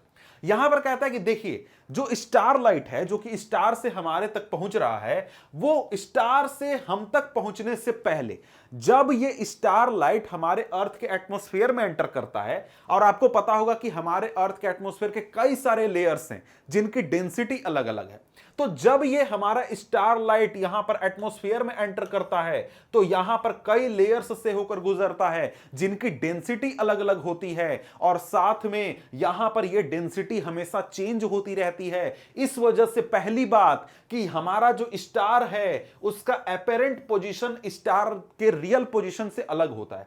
जहां स्टार है उसके थोड़ा सा ऊपर हमें स्टार दिखता है, मतलब आप अगर रात में देखें और कोई तारा आपको कहीं दिख रहा है तो उस समझ लीजिए कि वो तारा रियलिटी में उसको थोड़ा सा नीचे है। अब यहां पर बिल्कुल ऊपर वाले तारे की बात नहीं हो रही है, जो एंगल पर है उनकी बात हो रही है, समझ गए। तो यहां पर इसका कारण क्या है? पहला कारण कि यहां पर जो स्टार लाइट आता है इसको यहां पर अर्थ के एटमॉस्फेयर के कई सारे लेयर्स से होकर गुजरना पड़ता है, तो यहां पर हर लेयर पर इसका रिफ्रैक्शन होता है, क्योंकि यहां पर एटमॉस्फेयर में हमेशा रिफ्रैक्टिव इंडेक्स चेंज होते रहता है। हर लेयर का अलग अलग रिफ्रैक्टिव इंडेक्स है और हर समय पर अलग अलग होता है, क्योंकि हवाएं हमेशा बहती रहती हैं, मूव करते रहती हैं, कभी हवा तेज हो जाता है, कम हो जाता है, बहुत सारे इसमें फैक्टर्स होते हैं, समझ गए। तो यहां पर आगे कहता है कि the earth atmospheric refraction occurs in a medium of gradually changing refractive index, यानी कि जो यहां पर एटमॉस्फेरिक रिफ्रैक्शन हो रहा है वहां पर रिफ्रैक्टिव इंडेक्स लगातार चेंज होते रहता है, क्योंकि लेयर वाइज आपका रिफ्रैक्टिव इंडेक्स चेंज हो रहा है, पहली बात। और दूसरी बात कि यहां पर हवाओं का मूवमेंट जो होता है एटमॉस्फेयर में, उसकी वजह से कभी एक जगह पर ज्यादा हवा हो जाते हैं तो डेंस हो जाएगा, तो रिफ्रैक्टिव इंडेक्स ज्यादा हो जाएगा। इसके बाद अगर हवा वहां पर कभी वहां से मूव कर जाएगा तो वहां पर रिफ्रैक्टिव इंडेक्स कम हो जाएगा, ठीक है। कहता है कि since the atmosphere bends star light towards the normal, the apparent position of the star light is slightly different from its actual position. यानी कि जो स्टार लाइट जो है, मतलब स्टार का जो पोजीशन है वो हमको एक्चुअल पोजीशन से थोड़ा सा डिफरेंट दिखता है। The star appears slightly higher than its actual position when viewed near the horizon. यानी कि जब हम एक प्रकार से ऐसे एंगल पर देखें स्टार को तो रियलिटी में जो पोजीशन है स्टार का उससे थोड़ा सा ऊपर हमें दिखता है। मतलब कि अगर आपको शाम के समय, रात के समय तारा दिख रहा है तो समझिए, अब ऊपर वाले से ऊपर वाले तारे की बात नहीं हो रही है, एंगल पर जो तारे उनकी बात हो रही है, कि जिस जगह पर आपको तारा दिख रहा है समझ लीजिए कि वो रियलिटी में वो तारा थोड़ा सा नीचे है। समझ गया क्यों? क्योंकि यहां पर एटमॉस्फेरिक रिफ्लेक्शन हो रहा है। अब यहां पर ये तो आपका पोजीशन की बात हो गई। अब यहां पर बात है कि ट्विंकलिंग क्यों होता है, तारा हमें जगमगाता हुआ क्यों दिखता है, ठीक है। कहता है कि further this apparent position of the star is not stationary but keeps on changing slightly since the physical condition of earth atmosphere are not stationary as was the case in the previous paragraph. यानी यहां पर कहता है कि देखिए, आपने एक बात समझा कि जो हमारा एटमॉस्फेयर है उसमें क्या हो रहा है, उसमें जो स्टार लाइट है वो बेंड हो रहा है, जिसकी वजह से स्टार का एपेरेंट पोजीशन थोड़ा सा ऊपर दिखता है, ठीक है। अब ये जो हमारा एटमॉस्फेयर का रिफ्रैक्टिव इंडेक्स है ना, वो स्टेशनरी नहीं होता है, क्योंकि हमारा एटमॉस्फेयर स्टेशनरी नहीं है। यहां पर क्लाउड्स भी होते हैं, यहां पर एयर का मूवमेंट भी होता है, अलग अलग समय पर अलग अलग क्लाइमेटिक कंडीशन होते हैं हमारे एटमॉस्फेयर में, कभी रिफ्रैक्टिव इंडेक्स बढ़ जाता है, कभी घट जाता है, और ये मूवमेंट लगातार होते रहता है। अभी 2-2 मिनट में, 1-1 मिनट में आपको हमेशा हवाएं बहते रहेंगी, रिफ्रैक्टिव इंडेक्स चेंज होते रहेगा। जिस प्रकार से हमने एक तस्वीर देखा था कि यहां पर आपका, जब यहां पर तस्वीर देखते हैं तो यहां पर आपको क्या होता है, रिफ्रैक्टिव इंडेक्स लगातार चेंज होते रहता है, इसलिए ये ऐसे हिलता हुआ तस्वीर आपको दिखता है। इसी प्रकार से जो हमारा ये एटमॉस्फेयर है, यहां पर जो रिफ्रैक्टिव इंडेक्स है वो कंटिन्यूअसली चेंज होते रहता है, जिसकी वजह से यहां पर जो स्टार लाइट है कभी हमारे आंखों तक ज्यादा पहुंचता है, कभी कम पहुंचता है, कभी वो बिल्कुल भी नहीं पहुंचता है, कभी वो बहुत ज्यादा पहुंच जाता है। तो इसलिए तारे जो हैं हमें टिमटिमाते हुए दिखते हैं, जगमगाते हुए दिखते हैं। दिखते हैं। कहता है कि since the stars are very distant they approximate point size source of light. वो क्या है, एक point size source of light के रूप में काम करते हैं। As the path of rays of light coming from the star goes on varying slightly the apparent position of the star fluctuates and the amount of starlight entering the eye flickers. The star sometimes appears brighter and at sometimes fainter, which is the twinkling effect. यहां पर यही कहता है कि देखिए जो तारा है वो हमसे बहुत दूर है, वो एक पॉइंट साइज सोर्स के रूप में काम करता है, उसका एकदम बिंदु जैसा हमें सिर्फ तारा दिखता है, कुछ ज्यादा बड़ा तो दिखता नहीं है। अब यहां पर कहता है कि जो लाइट रेज हैं वो उनका पाथ हमेशा ऐसे ऐसे चेंज हो रहा है। अब चेंज हो रहा है पाथ, तो यहां पर जो एपरेंट पोजीशन है वो कंटिन्यूअसली थोड़ा थोड़ा चेंज होते रहता है, और साथ में यहां पर अमाउंट ऑफ स्टारलाइट है वो भी हमारे आंखों में कितना आ रहा है वो लगातार चेंज होते रहता है। इस वजह से तारा हमें टिमटिमाता हुआ दिखता है, जगमगाता हुआ दिखता है। समझ गए? तो यहां पर यही तस्वीर आपको दिखाई गई है कि जब आप तारों को देखते हैं उसका रियल पोजिशन से उसका पोजीशन जो है हमें अलग दिखता है अपरेंट पोजीशन पर। ठीक है, यही बात को आगे थोड़ा सा कंटिन्यू किया गया है। अब यहां पर इसी से जुड़ा हुआ एक सवाल पूछा गया है, व्हाई डोंट प्लैनेट्स ट्विंकल, यानी जो प्लैनेट्स होते हैं वो ट्विंकल क्यों नहीं करते हैं। तो कहता है कि the planets are much closer to the earth and thus seen as extended sources, यानी जो यहां पर हमारे अर्थ के आसपास जो प्लैनेट्स होते हैं वो स्टार के कंपैरिजन में बहुत ही ज्यादा नजदीक होते हैं। अब पहली बात तो यह है कि भाई प्लैनेट्स को आप नंगी आंखों से देख नहीं सकते हैं, आप कैसे देखेंगे, दूरबीन वगैरह लगाना पड़ेगा। ठीक है, मान लीजिए कभी कभी रेयर कंडीशन ऐसा आता है कि कब आप प्लैनेट्स को नंगी आंखों से देख सकते हैं। तो यहां पर कहता है कि जो प्लैनेट्स होते हैं वो पहली बात तो हमारे स्टार के कंपैरिजन में बहुत ही नजदीक हैं। दूसरी बात कि यहां पर जो हमारा प्लैनेट होता है ये एक प्रकार से पॉइंट साइज सोर्स के रूप में काम नहीं करता, ये एक group of point size source के रूप में काम करता है, ये एक बड़े सोर्स ऑफ लाइट के रूप में काम करता है। तो इस वजह से जो यहां पर वेरिएशन होता है लाइट का, जो कि हमारे आंखों तक पहुंचता है, वो उतना ज्यादा नहीं होता है, जिस वजह से हमको यहां पर जो प्लैनेट है वो ट्विंकल होते हुए नहीं दिखता है। यही चीज को जरा सा तस्वीर से देखें तो समझ में आएगा। यहां देखिए जो स्टार है वो बहुत दूरी पर है, करोड़ों करोड़ किलोमीटर की दूरी पर है, लेकिन जो हमारा प्लैनेट है वो हमसे काफी नजदीक पर है, उतना ज्यादा दूरी नहीं है, फिर भी करोड़ों किलोमीटर है लेकिन उतना ज्यादा नहीं है, स्टार जितना नहीं है।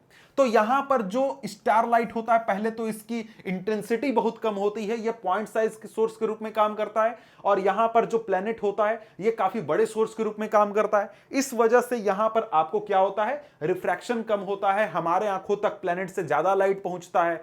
तो ये रिफ्रैक्शन कम होने की वजह से यहां पर क्या होगा, हमें ये जो प्लैनेट है वो ट्विंकल होते हुए नहीं दिखेगा। अब इसके बाद हमारे सामने अगला टॉपिक क्या है, अगला टॉपिक है advance sunrise and delayed sunset. यानी कि देखिए जब हम सुबह उठते हैं या फिर शाम में हम देखते हैं सूरज को, तो जब रियलिटी में सूर्योदय होता है, सनराइज होता है, उसके 2 मिनट पहले ही हमको सूरज दिखने लगता है, और शाम में सूर्यास्त होने के, सनसेट होने के 2 मिनट बाद तक हमें सूरज दिखते रहता है।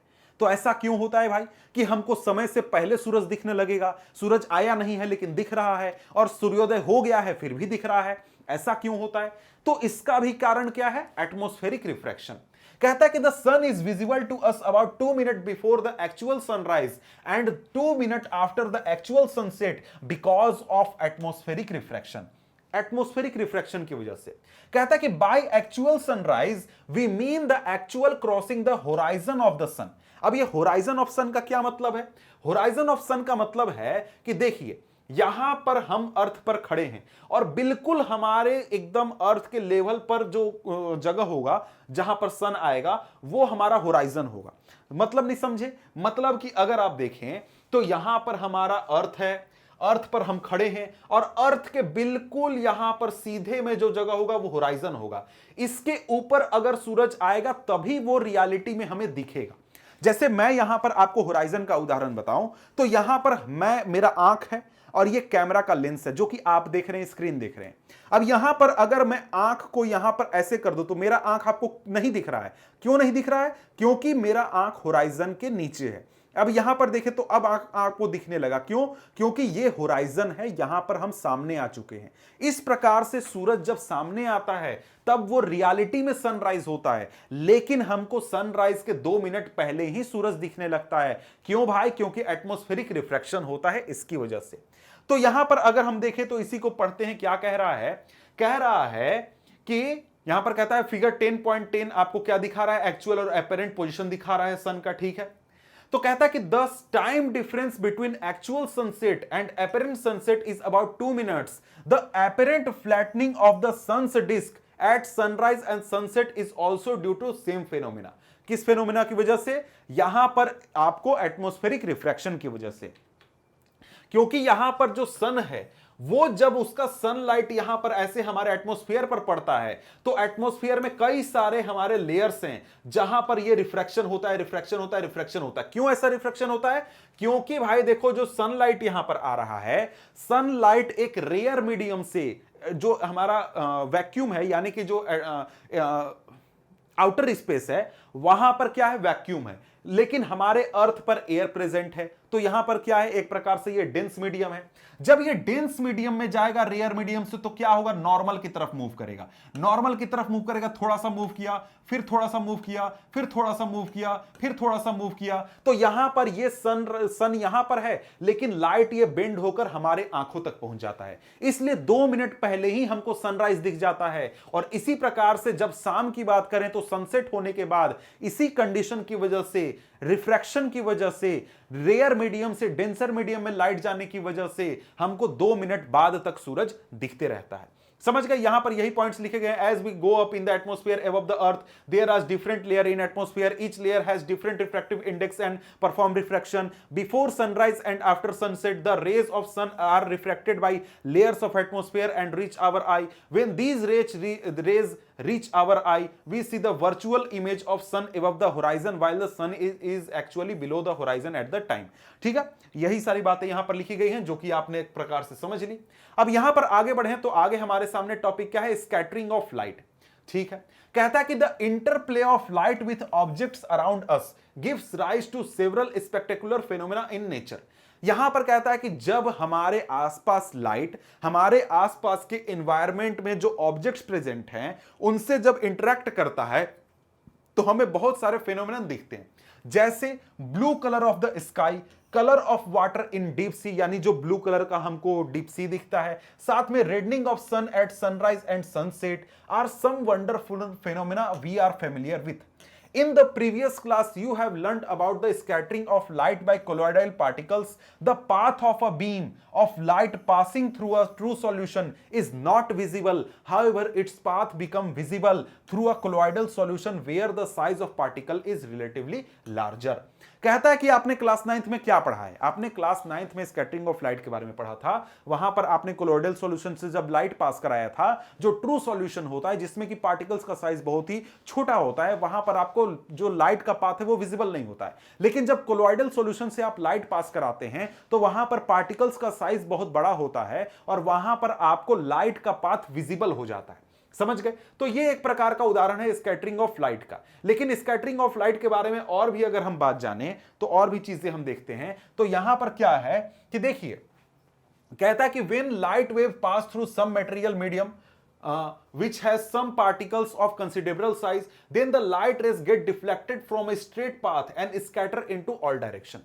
यहां पर क्या होता है? यहां पर जैसे लाइट आया, लाइट कोई पार्टिकल से इंटरेक्ट किया, जैसे हमारा जो इन्वायरमेंट है यहां पर भी पार्टिकल्स मौजूद हैं, लेकिन यहां पर ये जो पार्टिकल्स है इनका साइज बहुत कम है। अगर यहां पर मैं धुआं कर दूं या फिर यहां पर मैं वाटर वेपर्स भर दूं, मतलब कि नमी कर दूं यहां पर, तो क्या होगा? यहां पर बड़े बड़े पार्टिकल्स आ जाएंगे। जैसे जो H2O का मॉलिक्यूल है वो थोड़ा बड़ा होता है, जो धुआं होता है उसमें जो पार्टिकल्स होते हैं वो थोड़े बड़े बड़े होते हैं। तो यहां पर जब लाइट रेज इनसे टकराएंगे तो लाइट रे क्या होगा? सभी डायरेक्शन में डिफ्लेक्ट हो जाएगा। ये एक प्रकार से स्कैटरिंग का फिनोमेना है। कहता है कि there are many phenomena caused by scattering of light. ये तो हम एक प्रकार से पढ़ चुके। इसके बाद हमारे सामने है टिंडल इफेक्ट। टिंडल इफेक्ट की बात करें तो कहता है कि when a light beam hits colloidal particles the path of light becomes visible, the light scattered from this particle is reflected and reaches us, the phenomena of scattering of light by colloidal particle give rise to Tyndall effect. ठीक है, Tyndall effect होता है, इसको जरा से NCERT से भी पढ़ लेते हैं। कहता है कि the earth's atmosphere is a heterogeneous mixture of minute particles. Earth का एटमॉस्फेयर क्या है? एक हेट्रोजीनस मिक्सचर है। यहां पर कई तरीके के पार्टिकल्स हैं, यहां पर वाटर वेपर भी हैं, यहां पर बहुत सारे पॉल्यूशन के पार्टिकल्स भी हैं, डस्ट भी है, धुआं भी है, नॉर्मल आपको ऑक्सीजन वगैरह के आपको मॉलिक्यूल्स भी हैं, बहुत सारी चीजें। ठीक है, कहता है कि when a beam of light strike such fine particles the path of beam become visible, the light reaches us after being reflected diffusely by this particles, the phenomena of scattering of light by the colloidal particles give rise to Tyndall effect. यानी कि जब colloidal particle से light का scattering होता है और उसके बाद हमारे आंखों तक लाइट रे पहुंचता है तो हमें क्या दिखाई देता है? टिंडल इफेक्ट दिखता है। इसके बारे आपने क्लास 9th में पढ़ लिया है। कहता है कि this phenomena is seen when a fine beam of sunlight enters a smoke filled room through a small hole. आपको ये चीज कब दिखेगा? ये चीज दिखेगा, मान लीजिए कोई कमरा है जहां पर धूल धुआं या फिर कुछ चीज भरा हुआ है, तो वहां पर आपको जब ये स्मॉल होल से सनलाइट आएगा तो पूरा पाथ आपको दिखेगा। किस चीज का? सनलाइट का पूरा पाथ दिखेगा। या फिर आपको अगर मैं उदाहरण दिखाऊं तो उदाहरण के लिए यहां पर यह तस्वीर देखिए। इस तस्वीर में क्या देख रहे हैं आप? यहां पर एक प्रकार से आप देख रहे हैं कि यहां पर पूरा पेड़ है, बहुत सारे पेड़ हैं। इसकी वजह से यहां पर वाटर वेपर्स बहुत ज्यादा हैं, मॉइस्चर बहुत ज्यादा है एटमॉस्फेयर में। तो यहां पर जब सनलाइट पहुंच रहा है ना, तो सनलाइट का पूरा पाथ हमें विजिबल है, एक एक रे का पाथ विजिबल है। क्यों विजिबल है भाई? क्योंकि यहां पर स्कैटरिंग ऑफ लाइट हो रहा है। ठीक है, आगे कहता है कि दस scattering of lights make the particles visible. Tyndall effect can also be observed when sunlight passes through a canopy of dense forest. जो की तस्वीर आपको मैंने दिखाया उसी की बात करता है। Here tiny water droplets in the mist scatter light. यहां पर क्या हुआ? यहां पर जो टाइनी वाटर ड्रॉपलेट्स हैं, वाटर वेपर एटमॉस्फेयर में प्रेजेंट हैं, वो क्या करते हैं? लाइट को स्कैटर करते हैं और हमें लाइट का पाथ विजिबल हो जाता है। कहता है कि the colour of the scattered light depends on the size of scattering particles. Very fine particle scatter mainly blue light, while particles of larger size scatter light of longer wavelength. If the size of scattering particle is large enough, then the scattered light may even appear white. अब यहां पर कहता है कि देखिए, जब यहां पर लाइट का स्कैटरिंग होगा तो वहां पर अगर पार्टिकल का साइज छोटा होगा तो पार्टिकल का साइज मतलब पार्टिकल के साइज पर डिपेंड करता है कि हमें कैसा लाइट मिलेगा। अगर पार्टिकल्स का साइज छोटा होगा, वेरी फाइन पार्टिकल्स होंगे, तो वहां वो सिर्फ और सिर्फ ब्लू लाइट को रिफ्लेक्ट करने पाएंगे, उसको हटाने पाएंगे। ठीक है, अब वहां पर अगर ये पार्टिकल्स का साइज बड़ा होगा तो ये लॉन्गर वेवलेंथ के लाइट को भी स्कैटर करने पाएंगे, और ये पार्टिकल्स का साइज बहुत बड़ा होगा तो हमें लाइट वाइट दिखेगा। जैसे हमने अभी फॉरेस्ट का एग्जांपल दिया, फॉरेस्ट में आपको लाइट का पाथ दिखा, क्यों दिखा? और वो कैसा कलर दिखा? व्हाइट दिखा। क्यों?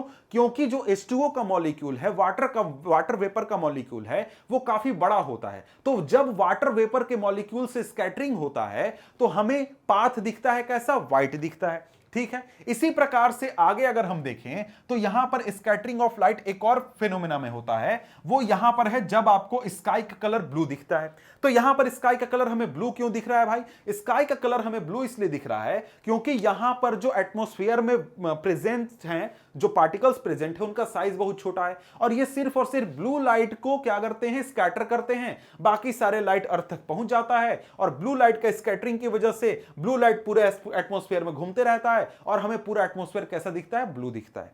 अब यही चीज हमें नेक्स्ट टॉपिक में समझना है। यहां पर हमें समझना है why is the colour of clear sky blue, यानी जो साफ आसमान होता है उसका कलर हमें ब्लू क्यों दिखता है। कहता है कि the molecules of air and other fine particle in the atmosphere have size smaller than the wavelength of visible light. जो हमारे एटमॉस्फेयर में जो एयर के मॉलिक्यूल्स होते हैं उनका जो साइज होता है वो विजिबल लाइट के वेवलेंथ से छोटा होता है। These are more effective in scattering light of shorter wavelength at the blue end than light of longer wavelength at the red end. अब यहां पर हमने देखा था कि जो violet, blue, green, yellow, orange, red, यहां पर आपको इंडिगो भी है बीच में, इंडिगो पता नहीं क्यों नहीं लिखा हुआ है, ठीक है। तो यहां पर कहता है कि जो ये पार्टिकल्स होते हैं, एयर के मॉलिक्यूल्स होते हैं, ये एक प्रकार से जो ब्लू लाइट हैं जिनका वेवलेंथ छोटा होता है, वायलेट लाइट है, इंडिगो लाइट है, इन लाइट्स को ये स्कैटर करने पाते हैं आसानी से। लेकिन जिन लाइट पार्टी रेज का वेवलेंथ लंबा होता है, बड़ा होता है, उनको ये स्कैटर नहीं करने पाते हैं। अब इस चीज की वजह से आपको क्या होता है, ब्लू लाइट का स्कैटरिंग होता है, ठीक है। कहता है कि the red light has wavelength about 1.8 times greater than blue light, thus when sunlight passes through the atmosphere the fine particles in the air scatter the blue light more strongly than red। कहता है कि यहां पर जो आपका atmosphere है उसमें जब ये सनलाइट पहुंचता है तो रेड लाइट का क्या है, जो वेवलेंथ है 1.8 टाइम्स ज्यादा है।